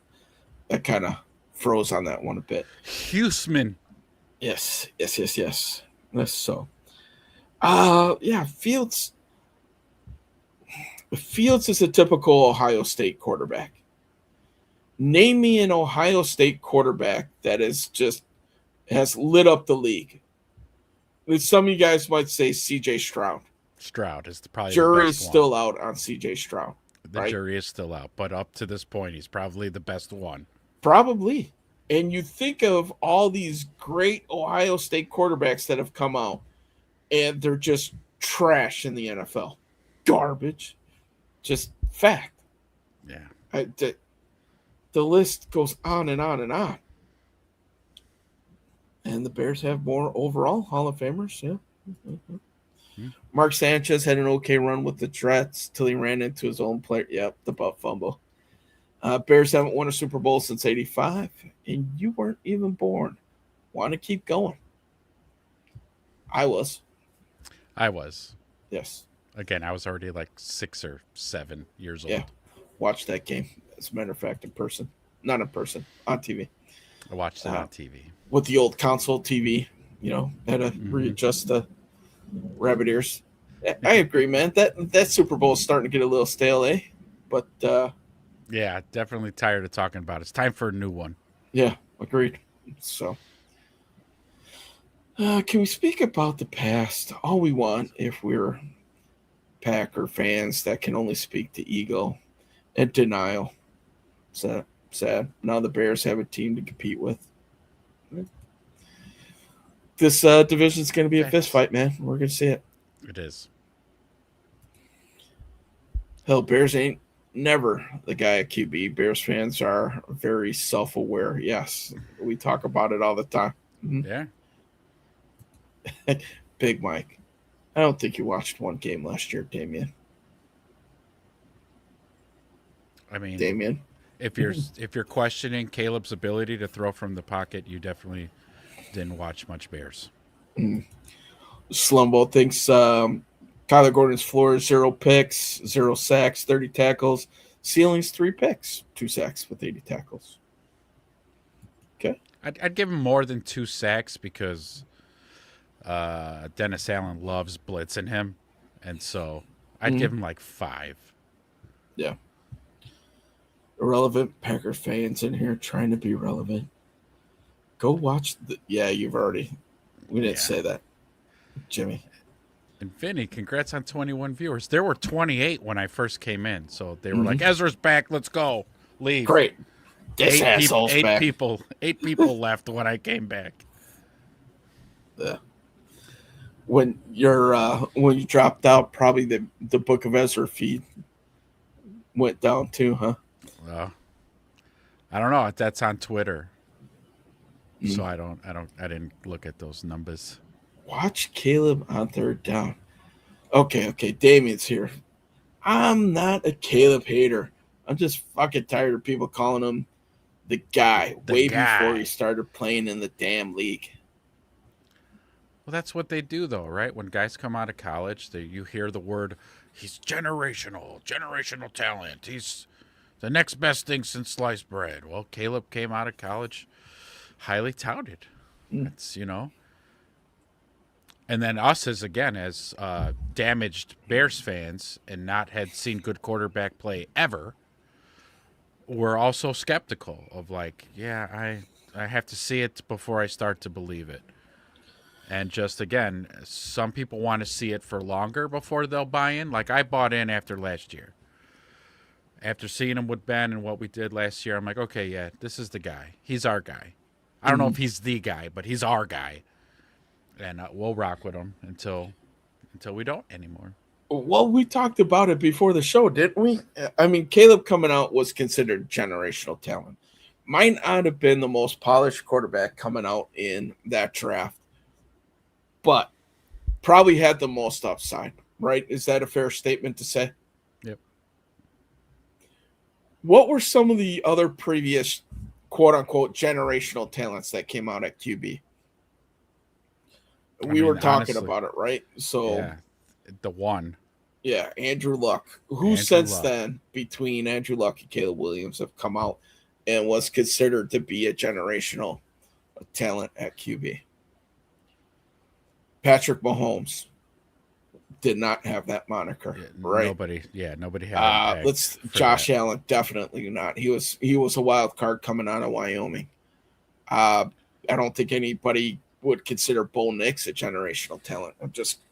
Lamar Jackson, definitely not. Lamar. People didn't even think he would play quarterback. Right. Just Joe Burrow, maybe, probably. He probably had that type of hype. But was he? No, he wouldn't have been before Andrew Luck, but he would have been after because he was coming off of the Natty. So that could possibly be somebody who had that moniker. Can you think of anybody else? Chad, if you're out there, help us out. Anybody else had that moniker? So where they had that type of hype. So, and then the next part of it is going to be, if you get labeled that as a quote unquote generational talent, big arm, athleticism, the ability to grow within the position, who else has kind of had that, right? I hate that phrase, to be honest, because it's all hype, right? That's basically saying, okay, you have the tools to be really good. Well, some people don't blossom till they get to the NFL, but I don't know. It's such an overused term, and I dislike it. The running back coming out of Notre Dame, generational talent, right? Love. Sure. Marvin Harrison's kid. You beat me to it. I was going to say that wide receiver out of Ohio State. Yeah, supposed to be I hate that term. And if you don't come out and you're not, top of the league in your position, then everybody assumes you're a bust. You're a bust, and it's an unfair weight. Yeah, being put on you. Well, look what it did to Harrison in Arizona. Now, granted, part of that might be because he was in Arizona. That's totally why. Yeah, but I mean, the kid was a beast in college and comes out. And he doesn't have, these 1,500-yard seasons, and everybody's like, oh, he's a bust. Put Marvin Harrison Jr. on the Bears. Yeah. It could be different, So I think that kind of speaks to the fact that coaching plays a part in it, right? How many top-tier quarterbacks have the Bears drafted that had zero coaching or organization that was known for not developing quarterbacks, where they just busted out? Too many to count. Yeah. I don't know. Let's get rolling here, huh? We're behind. 25% of balls dropped. Yep. Didn't help the old completion percentage, that's for sure. Not going to put that all on the receivers. There's probably some that were tougher to catch, but the old Packer fans are suffering from delusional and sarcasm. Yeah. Be pisses. I think it'd be pissed because I was going on a little rant. Yeah. I don't stay pissed for very long. Yeah. I actually feel sorry for most of you because you'll never see your Bears win a Super Bowl. Oh, that's just mean, Steve. Oh, yeah. That's just, you got a crystal ball? Can you give me the lotto numbers? Would you? Yeah. Give me the lotto numbers, please, Steve. Mm-hmm. I feel confident that the Bears would win a Super Bowl before the Packers do, before the Packers next one. I'd put gummy bears on that one. I would too. With this battery that they have and the coaching staff, I would. Yeah. So, geez, when was the last time we won the Super Bowl? I don't remember. I know the last time we were in one. Yeah. 2006. Mm-hmm. So, Vinny. Anyway. Thinks anything could happen in the NFC North. And any of the 4 teams could take the division. Yeah, it's up for grabs right now.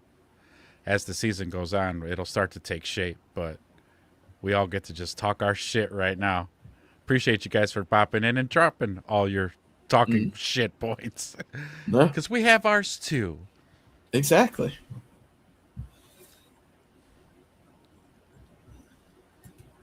Burrow on the bench at Ohio State ended up transferring to LSU, and we all know how that worked out. Mm-hmm. Steven, you think your beloved Packers will? Will Howard is an Ohio State quarterback. Thank you, Vinny, for proving my point. Yes, he is. And he can't even beat out a 42-year-old Aaron Rodgers.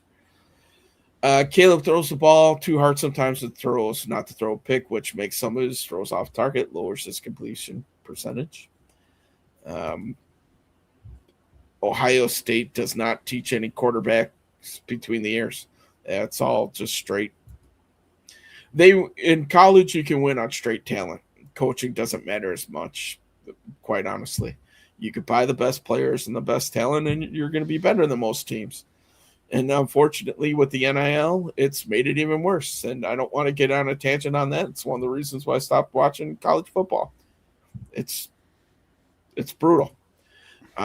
Ultimate black pill. Buddy Ryan had more to do with the 85 success than Ditka. I'm sorry, Coach Ditka, but it's true. So I can get with that. Mm-hmm. Because if you look at the year Matt Nagy had, that was all Vic Fangio in the defense. And now you think 85 Bears, one of the most dominant defenses in NFL history. Yes, that was Buddy Ryan's Lombardi trophy. The Bears offense often gets overshadowed from the 85 years. It was still a really good offense. But when you have one of the best defenses arguably ever, and obviously on this show we would say the best defense ever, a lot of things like that get overshadowed. Just the fact of the matter. Mm-hmm. Mm-hmm. Jimmy Hoffa, literally all his successful passes is while he's rolling out. Watch a Bears game, Jimmy. Watch a Bears. Go to YouTube and watch the condensed games. I didn't say highlights. Mm-hmm. That's a false statement, but next question. All of his super explosive backbreaking plays may be him rolling out. Yeah, I'd agree with that. Yeah, that people got to be a little more specific on the details there. Caleb was 20 for 59 on throws outside of the pocket last year. Big baller coming in with the stats. Nice. I don't think anyone except us Bears fans watch the games. That's kind of what it seemed like. There is another stream running a Bears show right now. Who cares? Because we're here. Yeah. Oh, because what did he say? There was a comment later down the list. Was it Vinny who said that? Yeah. It's one of his coming up. All right. Okay. Caleb has a 63% completion percentage in the pocket. So he's 5% better in the pocket than what his season average was. Okay. Well, the Vikings make the trade for Lamar Jackson. What would it cost? Well, damn, dude. Could they afford it? I mean, he's going to want out of Baltimore, and I think Baltimore wants him gone too. That whole situation with Lamar in Baltimore is not turning out to be a good one. If he went to Minnesota, holy shit balls. That would, wow, with this division, just, I would be shocked if to trade somebody like Lamar. Not going to say it won't happen. We've seen instances before where big players were on the move, but man, would that send shockwaves through the NFL? Wouldn't it? Dude, could you imagine that wide receiving core out there, plus their tight end with Lamar? Yeah. Oh, it would be nasty. 4-1-1 pain. Yeah, it would. Ooh, yeah. Wow. So, Damien, I've watched Bears games. I've also watched Caleb screw the Bears over against the 49ers, throwing the game-winning pass to a 49ers defender when he literally saw DJ wide open.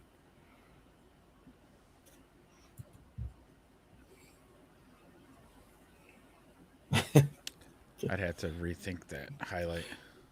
Ciao, ragazzi. I made it. Pasta belly in the house. All right. We got a Welcome, Cornell Halas. Bryant in here. It's got a good comment there that just came in. It's a little fresh and cutting ahead of line. But Cornell Bryant, thank you for joining, sir. Good to see you in our chats. Thank you. We try to go in order, but read Holistics though, because he's an OG. Yeah, yeah, I just did. So we're good. If you want to jump ahead, go ahead. Yeah, just this one right here, because he says, screw the comments for a second and break down Kyler Glass Gordon on the PUP list. Now, obviously at the top of the show, we covered this because, it's the hot topic, but you came in a little bit late, Cornell, but we'll reopen this package one time. Yeah, a recap. Just a recap, and let Ezra do his thing here. We've been dealing with Kyler's soft tissue injury for the better part of like 16 months, right? We went all last season. He played 3 or 4 games last season is all we saw him. Yeah, missed 14. And there was ton of, Kyler's coming back. Wait, no, he isn't. Kyler's coming back. Psych, no, he isn't. Kyler's back for sure this time. Oh, wait a second. He hurt himself during a pregame warm-up. No Kyler Gordon. And then you think we had this whole offseason to work with. He had to work with. Getting his body right, getting ready for training camp, and this very first PUP list, he's on it. At what point, I mean, I know we're going to have to go contractually. We're going to have to go this whole season with him, whether he plays or he don't. But after this season, does Ryan Poles make a decision and say, that's it? No, we're done. Sorry, Kyler, you're out of here. Because, and the reason I'm so, as Wedge said, passionate about this opinion is because I like him that much. I'm not this mad because I don't like him. I'm this mad because I love his play. We need him on the field. If I didn't care about Kyler, I wouldn't give a shit. I'd just be an afterthought, like a Dayo Odeyingbo. I don't get mad that Dayo ain't on the field. I ain't mad at it if he ain't missing on the one field. sack in 8 games. Yeah, who misses that? Don't even care. But Kyler Gordon, no, dude, you need to be on this field. So that's my thoughts, Wedge. I'm pissed off too, but here's the silver lining, right? Let me try to lighten the mood a little bit here. So the PUP list, Cornell, we talked about it at the top of the show. Right now, it's a little bit different than what it is in the beginning of the season. They could come back at any time. Hell, if he's healthy enough, he could be back tomorrow. This PUP list doesn't mean that he's going to be out till week 4, but agreed. The dude's got to get back onto the field. He's got to figure it out. Go see your specialist. Go see the guy that Christian Watson saw and told him that his body's out of balance, whatever. I don't give a shit. The dude's making enough money to where he can pay somebody to tell him what the hell is wrong and how to fix it. Mm-hmm. Period. That's the bottom line. And with Kyler Gordon versus not having him, this defense is a little bit different, right? I think we can all agree to that. But, man, damn. Yeah. That's why they paid him all that money, because they know he's a difference maker. Oh, man. And during the show, did we even get around to probably the most important part? Maybe we did, remind me, because I had a whole internet scare there for 30 minutes. The people let's not focus so much on the names that are on the list. Let's find some silver lining and talk about the names that ain't on the list. Yeah. So we did start getting into this, and we got, derailed by the comments. And thank you guys for the comments. They're coming in fast and furious. But, JJ coming back. Jimmy doesn't think it's a big deal, Yeah. that he doesn't take away half of the field because he doesn't remember what taking away half the field looks like. But, I mean, what Jimmy remembers is the once or twice that Watson probably beat JJ. But if he looks at the whole body of work, that's what it boils down to. So, and Jimmy, should have a little bit of respect for Jaylon for the fact that he was the only dude that, talked to Watson as his hamstring ripped in half as he was down on the ground. Prayed for him, actually. Yeah. So showed mercy. Yeah. And grace. Just class and sportsmanship, stuff like that. So, which I get it, most Packers fans probably aren't used to, as they want to see their guys cheap shop guys after hits and everything else. So, it's a little foreign to Packers fans. They've been so entitled, Wedge. Just again, one Hall of Fame quarterback after another, and then they just think, oh, Jordan Love's right. It's another shoe-in to be a Hall of Famer, right? The late hit makes on total McMahon sense. And, whatever. All right. Oh boy, you guys are rolling in. Generational talent. Air quotes. What does that even mean? Skinny says Mahomes, Love, Allen, Purdy, hidden gems or underdogs. Caleb was successful from JV all the way up.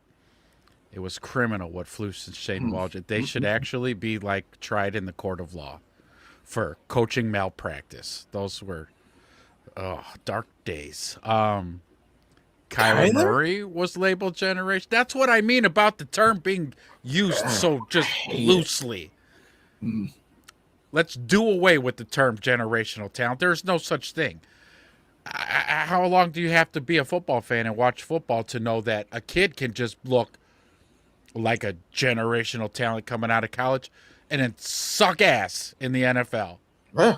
So let's stop using the term. Or vice versa, right? A kid could look average at best in college and come and be the greatest of all time, like Tom Brady. He didn't even start all the games for Michigan. Right. He was in a starting battle where they split starts in that year.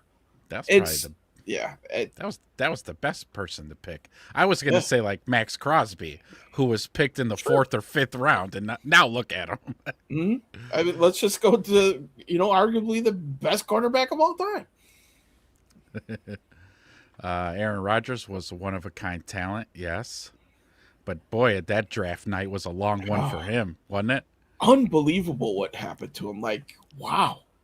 The stars aligned for Packers fans, that's for sure, in that organization.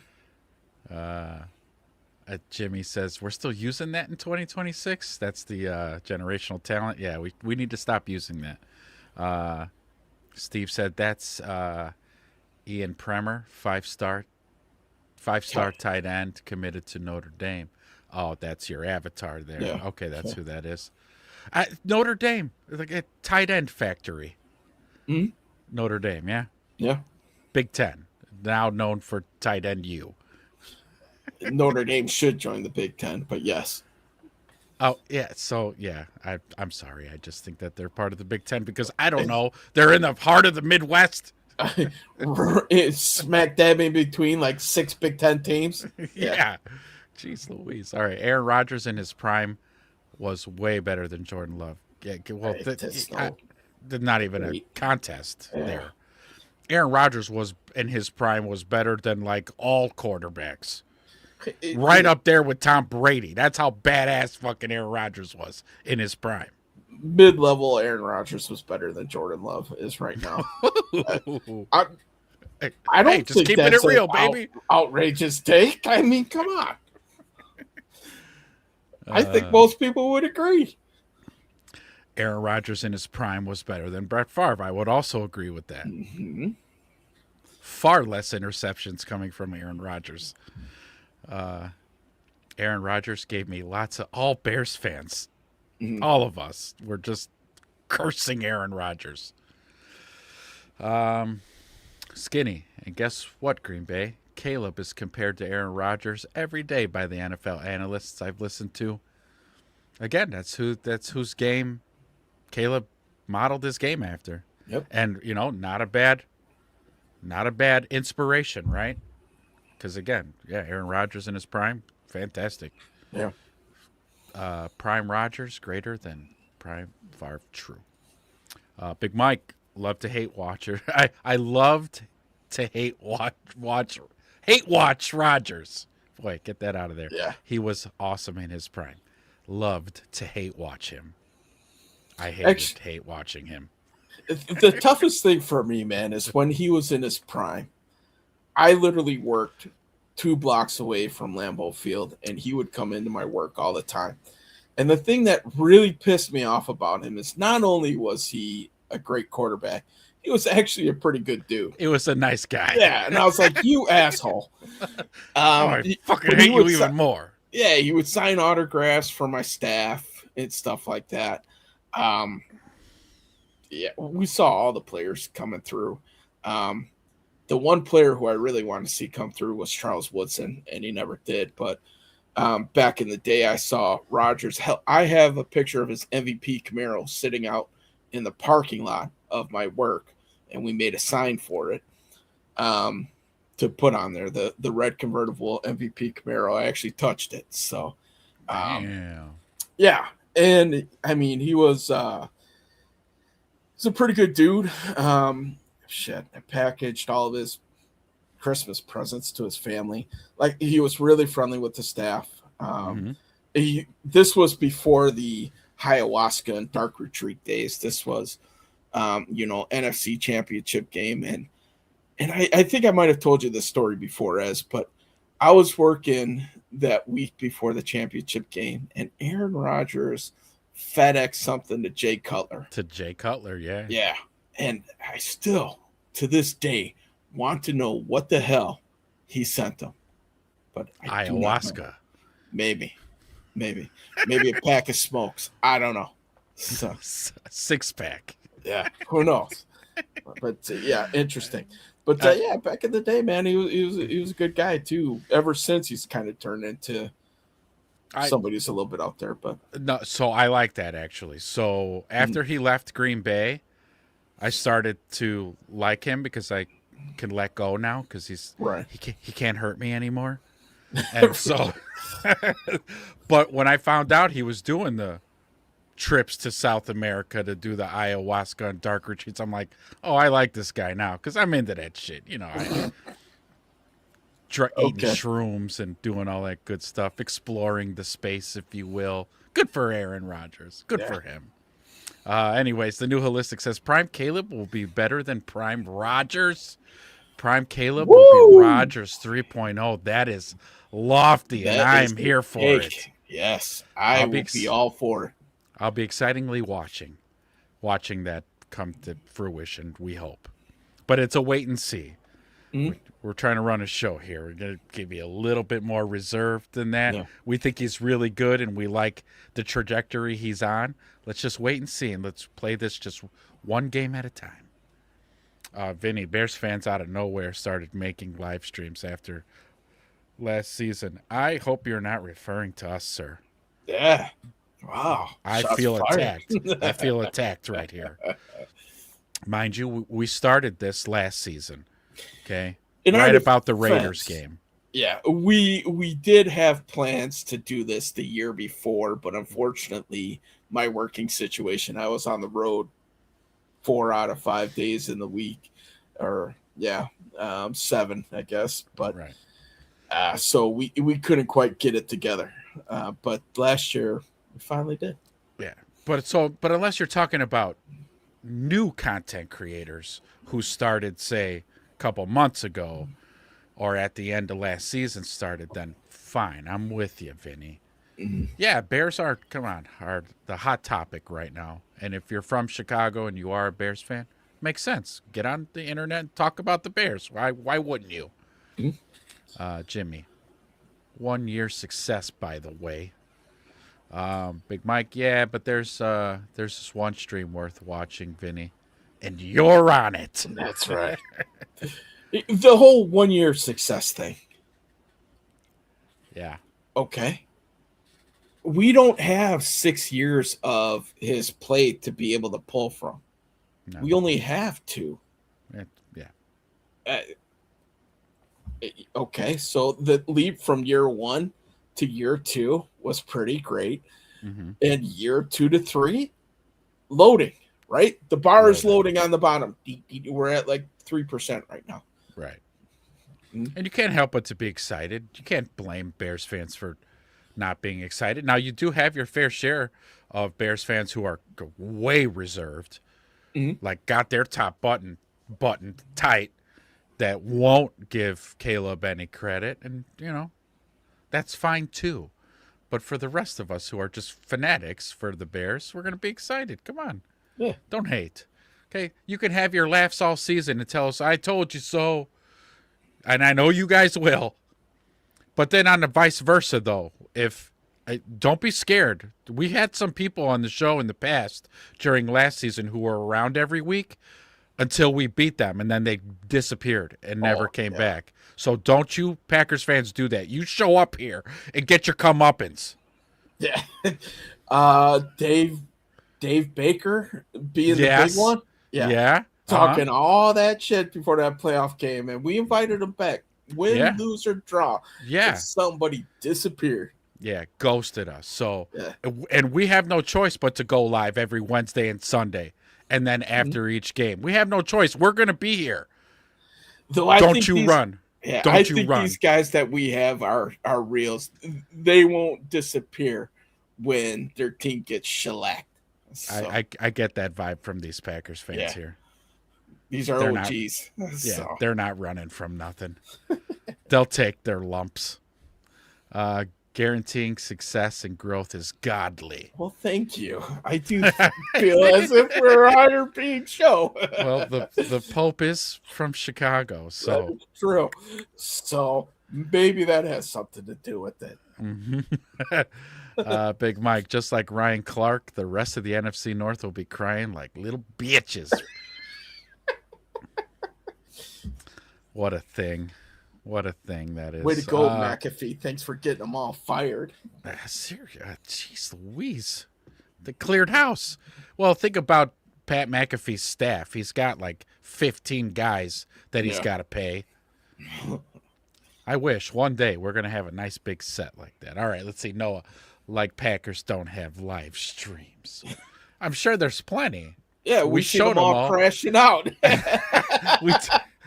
We showed the supercut on this show. Yeah. I will throw them in our shorts from time to time. Our YouTube shorts. Behave, boys. Vinny, the last time the Packers won the Super Bowl was a time frame when the Bears were competitive. Looking forward to this season. LaFleur is on the hot seat. Is he? Yeah, is dude, he? You guys are get signed last year. I know, but that's... I just don't understand it. The dude's a good coach. If you fire him, then you get what you deserve after that. He's a good coach. Jordan loves the bottleneck there. It's not LaFleur. Yeah. I'm sorry. I'm banned from most podcasts. Not sure why. Are you really? People do that? People ban people because they say things they don't like? We got a Packers fan in here talking shit about kids. Delete them. Wedge? Block. Delete them. Block them. Block. Not here. We ain't doing that shit here. No. But if you're willing to dish it out, you got to be willing to take it. That's all. The only thing we ask. That's all I'm saying, man. That's all I'm saying. It's a two-way street, baby. It's a two-way street. Cornell says, watch, I eliminated all the morons from this chat. Well, Cornell, come back more often, bro. Just got to call him the eraser, huh? Yes, Cornell Bryant, the eraser. There, you've been given the title. Everything Bears eraser. Yeah, watch the Packers start 0-4. The start of their season, they're kind of luck out because they're going to be missing Micah Parsons till mid-October. Well, that bodes well for them because I think their first 4 games actually are total winnable games. Yeah. They have the Jets in there. Case closed. Right. So they're gonna get some wins in there. Noah, that's never going to happen. Packers wide receiver core is going to be nasty. I'm glad that people are underestimating them and hope people continue to do so. That's a good energy to have, right? The Bears fans, we got the same energy with Caleb and our wide receivers too. Yeah. Keep down them. Keep down them. I want you to. I want you to keep doubting them. Hey, take over for a second, man. I got to step out just for a second. Uh-oh. He's got meat on the grill. All right. So, you're with me now. Look at the name, Grandma. You're in my world now. All right. If you guys are new, like, subscribe, do all that good stuff. You know, we passed 300 a couple shows ago. It's fantastic. We want to thank you guys so much for coming and doing this. It's awesome. It's a great time. It's therapeutic. We get to talk football, and boys, we made it. I don't care, Packers fans, Lions fans, Bears fans, we made it. Gladiator games are soon upon us.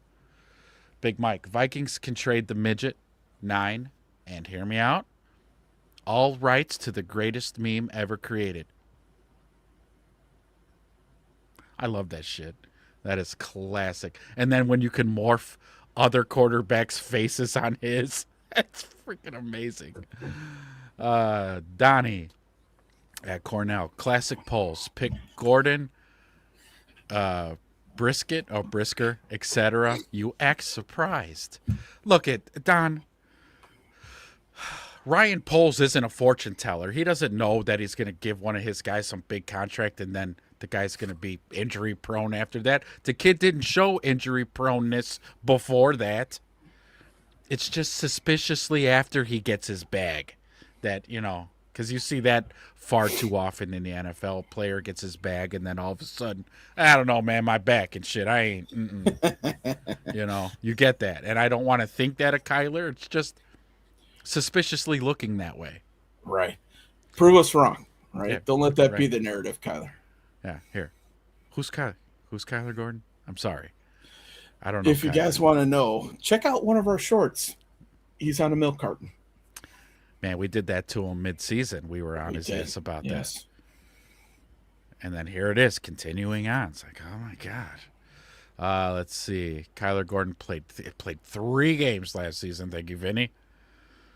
Cornell at Don Burr.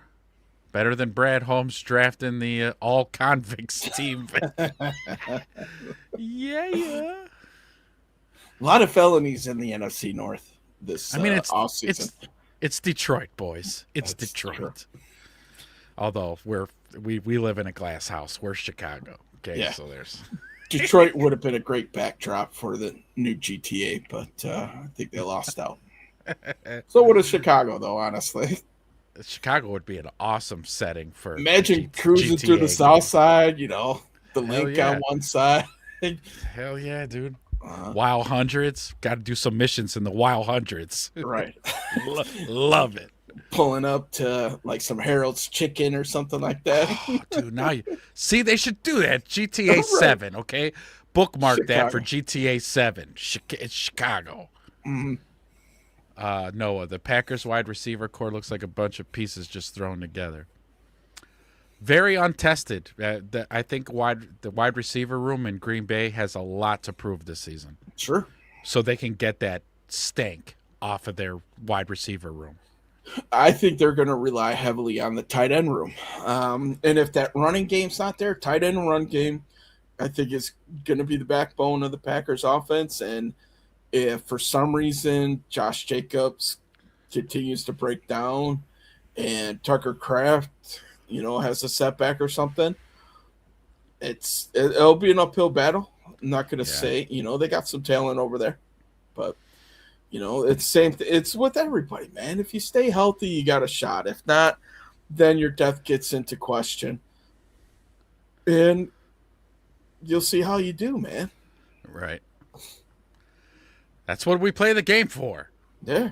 And we're back again, baby. We're back. Yeah. So it's going to be less lip service and more of what we'll see you on Sunday.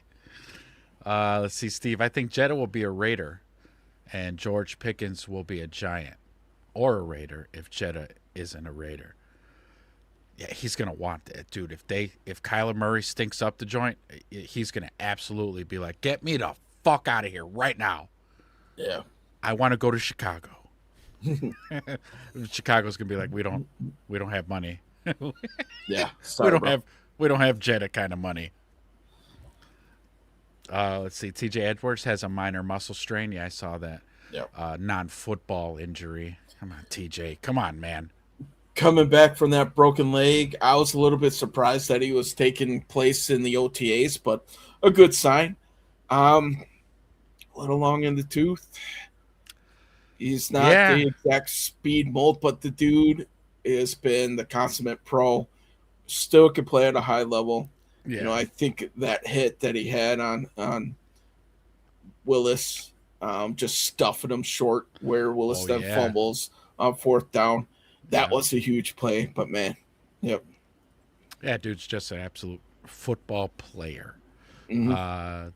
Don Burr back at Cornell. All convicts watch this. Terrion Arnold. Now name the rest. Watch the reaching. Watch it. Watch the reaching. Terrion Arnold's the low-hanging fruit right there. So, yeah. Big Mike, Don gonna be rocking that Disney Prince John tee this season. Mommy. Big Mike, man, don't get us started on the Disney merch. Yeah. We still haven't seen merging with the NFL. Yeah. I know what, I'm gonna put blinders up on that one. I don't want to know because they're gonna put Winnie the Pooh in a Bears jersey. Don't do it. Kyler needs a psychologist, new personal trainers, and I don't know, a new house, a new haircut. Fucking everything needs to change because whatever he's doing is wrong. Yeah. Cut that damn hair, kid. Facts, man. Whatever he's doing. Stop. Yeah. When you say mommy, I think of Caleb jumping into the after he lost that game in college. Jaylon Johnson returning is greater than Kyler Gordon being on the PUP list. Yes. Yeah. You get an all-pro back. Yep. Yes. The Packers acting like a bunch of Disney princesses. Oh, God. Yeah, but you're always thinking of Caleb, Don. I've never even watched a Ryan Gosling movie. Yeah. Jared Goff was great in The Notebook. Yeah, he was. Don Burr at Big Mike. It's just context. This is a Bears chat, correct? You know where you're at, Don. I know he's being sarcastic. Anyways, Steve, Big Ten doesn't want Notre Dame. They turned them down. Yeah, they should still. It just makes sense, man. Just make it right. Put them in the Big Ten. Jesus. Yeah, yes. I thought they should have joined the Big Ten back when Nebraska joined. Let's see. Noah. The Packers can't even get a decent defense. Noah. Their defense is actually pretty good. Even without Micah Parsons, their defense is pretty good. Mm-hmm. Let's see. Steve. Favre was better than Rodgers. Ooh. And this is coming from a Packers fan. You guys debate amongst yourselves. Yeah. It's an interesting thing. Hey, there is a very prevalent divide between those two families. Oh, yeah, for sure. There is? There's like a little internal civil war going on? Vinny, Jimmy, get at him. Yeah. Jimmy, as much guarantee y'all promise, y'all better not be second in the division. Hey, man, if you ain't first, you're last, Jimmy. Right. Ricky Bobby. Dear sweet swaddled baby Jesus. Make sure you're wearing a Bears jersey. Don't even know a word yet. Jimmy, Chicago fan base promises success, and it's amazing. Let's see. Who's winning the starting center job? It's kind of up. It's kind of up in the air. Yeah. Once they put on the pads, we'll have a better opinion. But Wedge kind of laid it out right now. They should be neck and neck right now as we speak, because they both are learning this offense for the first time. And the rookie that we drafted, help me out. Yes, Logan Jones comes with a skill set that looks like it's NFL ready. So if Bradbury ain't giving us his ultimate best, don't be shocked to see Jones starting there. Yeah. I could see this being one of the position battles at Cornell. I'll lay it out for you how I see it. If they are neck and neck or they're pretty close, why wouldn't you start Logan Jones at that point? Just get these two together. They're going to be together for minimum 5 years moving forward. So that's if Logan Jones does not come out and start, I think he's the starter by the bye week or shortly right after the bye week. I do think he will start sometime this season if he doesn't win the job outright coming out of camp. Ba-bam. Vinny, I still hope that... Vinny, I still hope that Aaron Rodgers does well for his final season. Looking forward to all the changes this season. Yeah. It's going to be a shit show in Pittsburgh. Let's see. Skinny. I forget that they drafted Kmet from Notre Dame. I had the Notre Dame starter jacket pullover in the 90s. Nice. All right. Repping the starter's jacket. Okay. You were one of the few that didn't have the Charlotte Hornets starter jacket. That's what I had. Yeah. And you didn't get jumped for it? Yeah, I was going to say, I was with a kid who was wearing a Notre Dame jacket, as a matter of fact, on Halloween, and we got jumped. Yeah, so in Chicago, we couldn't wear starter anything or Jordan anything because you wouldn't be going home with them on. Of course, we were out late, causing a bunch of fuckeration, and some other kids were out doing the same. The kid who was wearing it was like 4 or 5, and his ass got jumped. So. Oh boy. Also enjoyed Sam Wise as Rudy, one of the best sports movies of all time. Yes. Let's see, big baller Shane M. Bears first round draft pick slammed Rodgers to the ground and broke his collarbone. Yeah. McClellan, the dude from Boise State. Yeah. One of our many first round busts. Shane McClellan. Did he really, though? He got to Aaron Rodgers, took him down, broke his collarbone. I don't remember that. Let's see. Don Burr at Cornell. Either a washed-up vet or a 25-year-old rookie at center. Damn. Let's see. Cornell, you guys overpaid for a mid-center who never made a Pro Bowl. That center market, it's a tough one. To find a good quality center, you may have to overpay for somebody who's mid. Damian, Rodgers sent Jay Cutler a book lesson on how to not drink and drive. Oh, boy. Well, Jay better send that book on over to Tony Romo, huh? Oh, too late. Oh, hey, ho. Let's see. Donnie says, Lions overpaid for a center. Nothing like schools. Uninformed Bear fans. It's delightful. Cade Mays, 3 years, $25 million total. Linderbaum, 4 years, $28 million a year. Yep, we overpaid. I don't know. I don't know how I feel about that. We'll see. 3 years, $25 million. Linderbaum was 4 years, $28. Was it? I thought Linderbaum's contract was a lot bigger than that. I could be wrong. I mean, after he ended up going to... Yeah, I just kind of lost track. Skinny. Smoking Jay Cutler needs another round, always. And a cigarette, and pour me another one. Cornell says, you Lions fans were praying for Linderbaum to sign with Detroit. So Linderbaum signed 3-year, $81 million with the Raiders. I thought it was a lot more than that. Like, holy hell. Yeah, they overpaid. Yeah. Granted, he's great offensive lineman, right? All pro type of guy, but that's a lot of money. Yeah, for a center, yeah.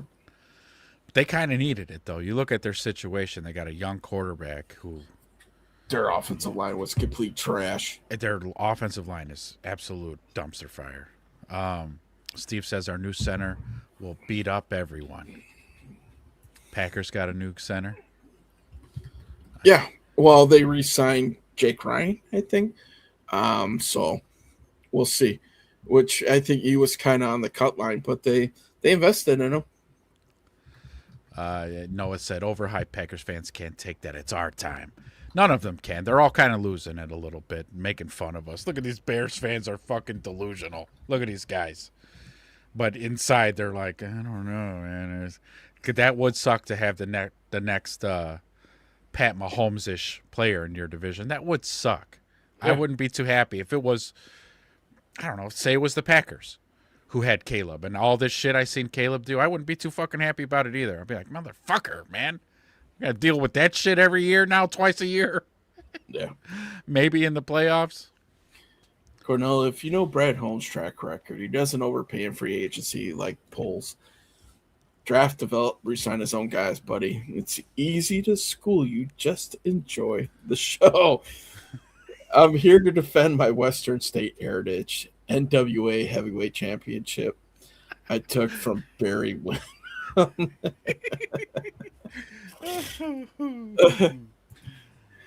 Thank God, because Matt LaFleur looked horrible last season. Jordan Love, top 5 literally in everything. For last season? Jimmy, go back and check those stats again. Passing yards. You tell me where he was at. I'll tell you right now he's not top 5. So even if you don't like him, you can't say he's bad. We don't say he's bad. We wouldn't say he's bad. Good. Yeah. We rated him as good when we did the quarterback tier list. He was good. Mm-hmm. Go ahead, you can take some while I quench my thirst with an ice-cold Jarritos fruit punch, the official drink of tacos. Yes. Jarritos. The unofficial drink of the Everything Bears show. I was banned from a Panthers podcast. Those people don't want any alternative opinions. Boy, the Panthers took another punch in the gut. Lost their second-year stud outside linebacker / pass rusher. Woo. Then in the same breath, Caleb hasn't thrown for 4,000, but says he's worth a record-setting contract. Oh, my God. No, you're forcing me to do this. I will bring up Jordan Love's career stats. All right. Don Burr. I'm banned for multiple Bears podcasts. I've been around for over 8 years. Yeah. Don Burr is basically like the equivalent to DC Comics, the Joker. Yes. That's Don Burr. I'm not calling you a clown. I'm calling you a menace. Yes.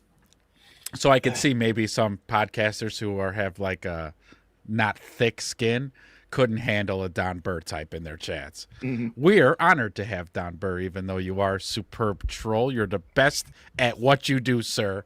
Yes. And we're here. We're all for it. It's amazing how y'all construct your logic. It's amazing to me how you turn things into what we say as we're guaranteeing things and everything else. That's what's amazing to me, Jimmy. Okay. He could be aiming that towards maybe some in the chat. Okay. I don't think we've guaranteed anything.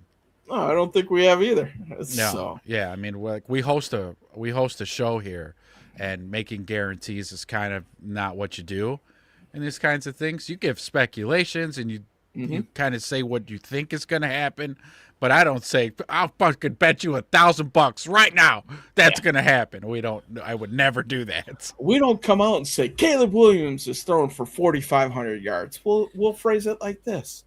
I think the ceiling for Caleb Williams next year is 4,500 yards, where the floor might be 4,200 yards. That's how you hedge yourself. Yes. Jimmy, just that's how it goes. Steve, you two are awesome, and I respect you both, and all the people on here want a shot at my OVW World Heavyweight Championship. Oh, want a shot? It was a question he was asking. Did we want a shot at his OVW World Championship? What?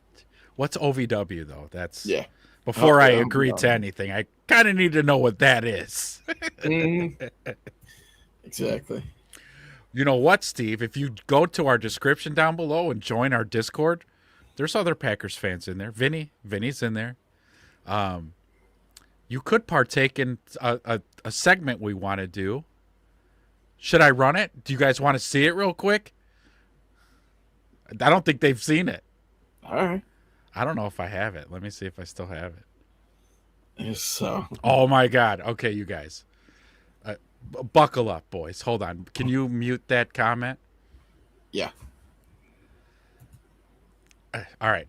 It's 30 seconds. It's a real quick stinger. Here we go, boys. Wait, hold on. Let me take this off, too, because I don't want that running through it.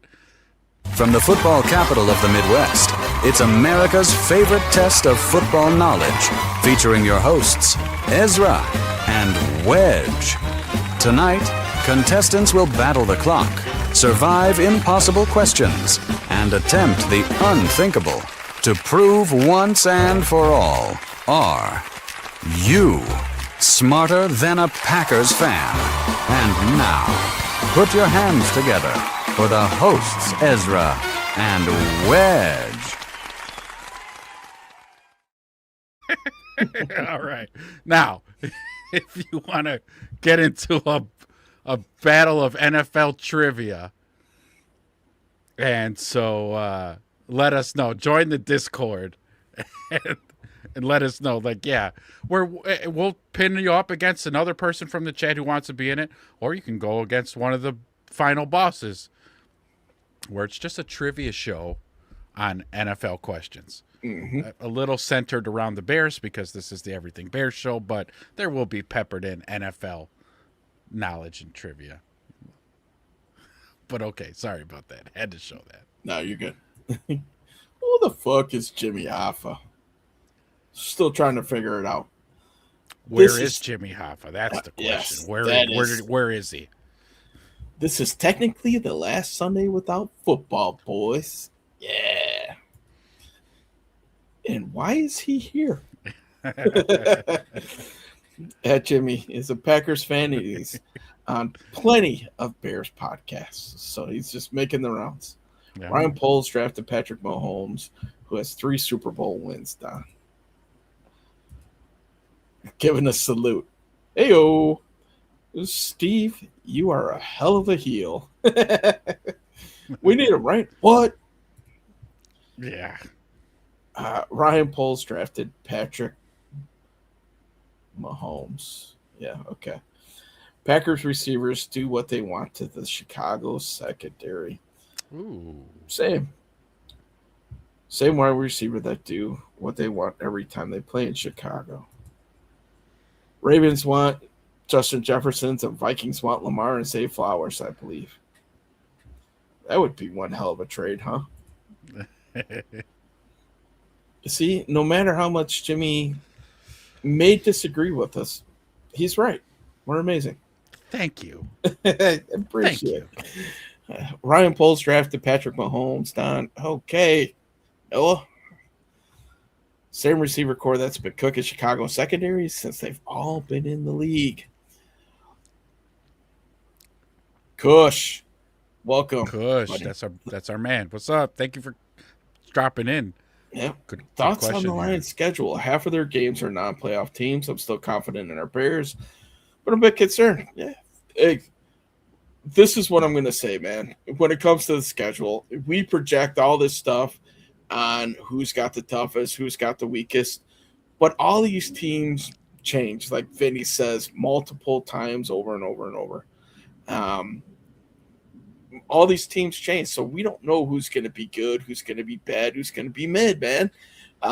Hell, some of these teams are one quarterback injury away from being a top tier to a bottom tier team, right? So we just don't know, man. That's why we play them out. That's why yes. This North is going to be a fist fight. We've said it over and over and over again, but man, whew. Watson scores on Jaylon Johnson every game, but you all say Johnson's elite. It's amazing. Yeah. Okay.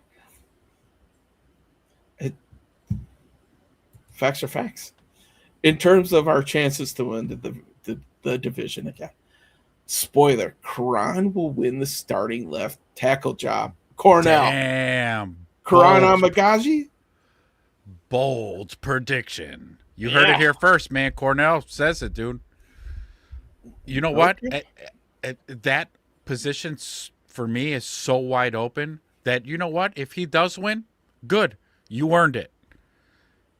Ben Johnson gave his stamp of approval on it, but that is a bold prediction, sir. I got my money's on Theo Benedict. But, hey, if Karan could beat out Braxton and Theo and win it, that means his passing game, his pass blocking is above theirs. And I trust Ben's judgment, but damn, I almost called you Kobe because of Brian. Cornell, sir, that's a bold prediction. I'll take it. And not that I want to say this, man, but everything you've been hearing, it sounds like it's Braxton Jones' job to lose. And that doesn't make me feel the best. Let's just put it out like that. No. Turns out Chicago sports medicine is actually VA healthcare. Wow. Okay. That would make sense why Kyler is so busted up. That does. Question. Can we really be scared of the Vikings? I heard that Call of Duty is coming out soon. Just saying. Yeah. Oh, it depends what type of video game clause Kyler has is in the contract, right? Mm-hmm. No Black Ops for you, Kyler. Yeah. I know the remastered Black Ops 1 and 2 are coming out. You can't play. Skinny P. Bradbury has incentives in his contract to not lose the starting position. So, like, if he starts X amount of games. Okay. Toast. I'm late, but I made it. Good afternoon, all. Do we just start cussing at Ryan Poles for not addressing the defense? That's not yet. Too soon. Yes. But by week 4, yes. We'll pull out the pitchforks and torches, boys. Yeah. I have the actual Notre Dame Rudy jacket from Steve. Can you still get the Bear starters jackets at Target? That's a good question. Good question, man. I haven't shopped locally in a number of years. Yeah. I'd rather be a Bears fan than a delusional Lions fan. Well, I mean, in Indiana, you should be able to, right? I mean, I would think that Bears merch is flooding, but we'll see. Yeah. Give Ryan some time. He's got to see how it plays out in training camp. Guys, we're going to kind of speed through this because we are way in overtime and we are way behind. So my Bear starter jacket got stolen out of my locker. That's what I'm saying. Jay Grizz checking in. Grizz, what's up? FGB, baby. Jaeger Burton draft pick from Kentucky will be our center. Okay. I'll have my Bears Leatherman jacket. Oh, snap. Letterman jacket, okay. Oh, damn. She was almost over, I'm sure. Yeah, that's okay, Jay Grizz. Catch us Wednesday. It's over for these bums. Call me crazy. Call me a homer. Fuck every other team in the North because Ben said so. Jay Grizz, what's up? Crooked Commish, dabbing it up. How are you guys not sponsored by them yet? Good question, man. Hurritos. It's coming. Yeah. It's coming. Hey, Jay Grizz. Team Scare. Love is a great QB. I hope he's their QB forever. Welcome, Team Scare. Another reminder here, man. If you guys enjoy what you're seeing and you guys love engaging in the chat, don't forget to hit like, subscribe, ding the bell so you know when we go live. A program note to get you guys used to what's going to be happening once the season starts, and we're considering the start of the season being preseason. This Sunday show will now move till 9 a.m. so we have time to pregame. Okay. This year's a little bit different. The Bears don't play a whole lot of noon games. Right. But that's when the noon slate starts. So make sure that you guys set your alarms now to join us at 9 a.m. That's why you got to ding that bell. And we always do a pick 'em. Wednesday shows are pick 'em, right? Because of Thursday football. So this year we're going to keep score. It'll be Ez, me, and then each week we'll have a different person from the chat who will be in our pick 'em, and you guys will all have to conglom together, and we'll see what shakes out by the end of the season, where we're at. So that's coming to shows in the near future. So make the adjustment, boys. We're going to go an hour earlier on Sundays. Wednesdays will still be the same. We'll go live at 8. For those who have joined us in the off season, kind of know what we do. Wednesdays is usually a wrap up show from the previous game. We usually will be going live right after games. That's going to be new this year. So right after the Bears conclude, you'll join us shortly thereafter for immediate reactions and takes. Wednesdays, we do a complete wrap-up of the show, talk about any news that might be out. And then Sunday mornings are the kickoff shows, the preview of the current matchup that's going. We run a tail of the tape, break down all the numbers for you, and that's just how we do during the regular season. But thank you guys for joining us in the off season. You guys have found us, so you know where to go for your preseason or your pregame content here. So don't worry about it, Jay Grizz. Football season is here. I've got more burner accounts than Don has STDs. Wow. Great gets thrown around so loosely nowadays. Can you imagine love being great? 1,000 perfect wedge steer. Thanks, Jake Riz. No way, Jake Riz. 1,000%. Yeah, we got you. Hell yeah, run it. Ohio Valley Wrestling. Okay. Ohio. How did you end up being? Well, I can understand how you could be a Packers fan from Ohio. I mean, you had the Browns and the Bengals for the longest time to cheer for. Yeah. Wemby's a generational talent. You boys looking awful dapper. Awfully dapper than Wedge and Ez. Yeah, true there. Steve, I know exactly what you're talking about. Kush, shouldn't be too hard to win that segment. He was talking about our game show stinger, looking dapper in our suits. That's right. Yeah, we were, man. We were. Yep. So, I've since lost that suit, by the way. Oh, no. Yeah. Maybe we'll find it again. We'll see. I've never placed a block of cheese on my head. Good point. I fell asleep. What are we doing now? What now? What's going on? I don't know, and I remember our tag team partners with Rob Conway, and he turned on you with a super kick, and Ezra came in and gave you a 5-star frog splash. All right. No way. Steve, then I teamed with RVD and Mysterio. All right, so they know what's going on here. Vikings have a decent defense, but a real shitty offensive line. We'll see, right? Good luck beating out Theo Benedict. Ben Johnson will keep the veteran shield around the QB. I've seen Bear starter jackets on Instagram. All right. Vikings have a decent defense, but real shitty offensive line. I don't know if we have to fear any team. Murray will be benched by week 6. The staff is really good at preparing for opponents. And then finally, so when do we get the free tacos to go with them burritos? I'm telling you.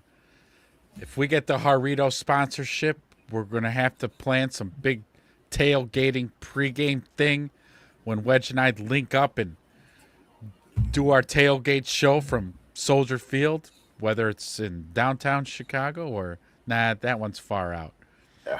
I was going to say another location, but opening up the new stadium. Yeah, but we're going to have a get-together and a tailgate where all you fucking rowdy fucking Bears fans in chat come meet us at the stadium and tailgate, and it'll be a whole damn thing. It would almost be easier if we have like a watch party, like we just rent out a space and have a watch party where we just fire up some grills or something like that. Be a little bit cheaper, and then we don't have to all try to get tickets for the tailgate. Yes. We might have to plan something like that, man.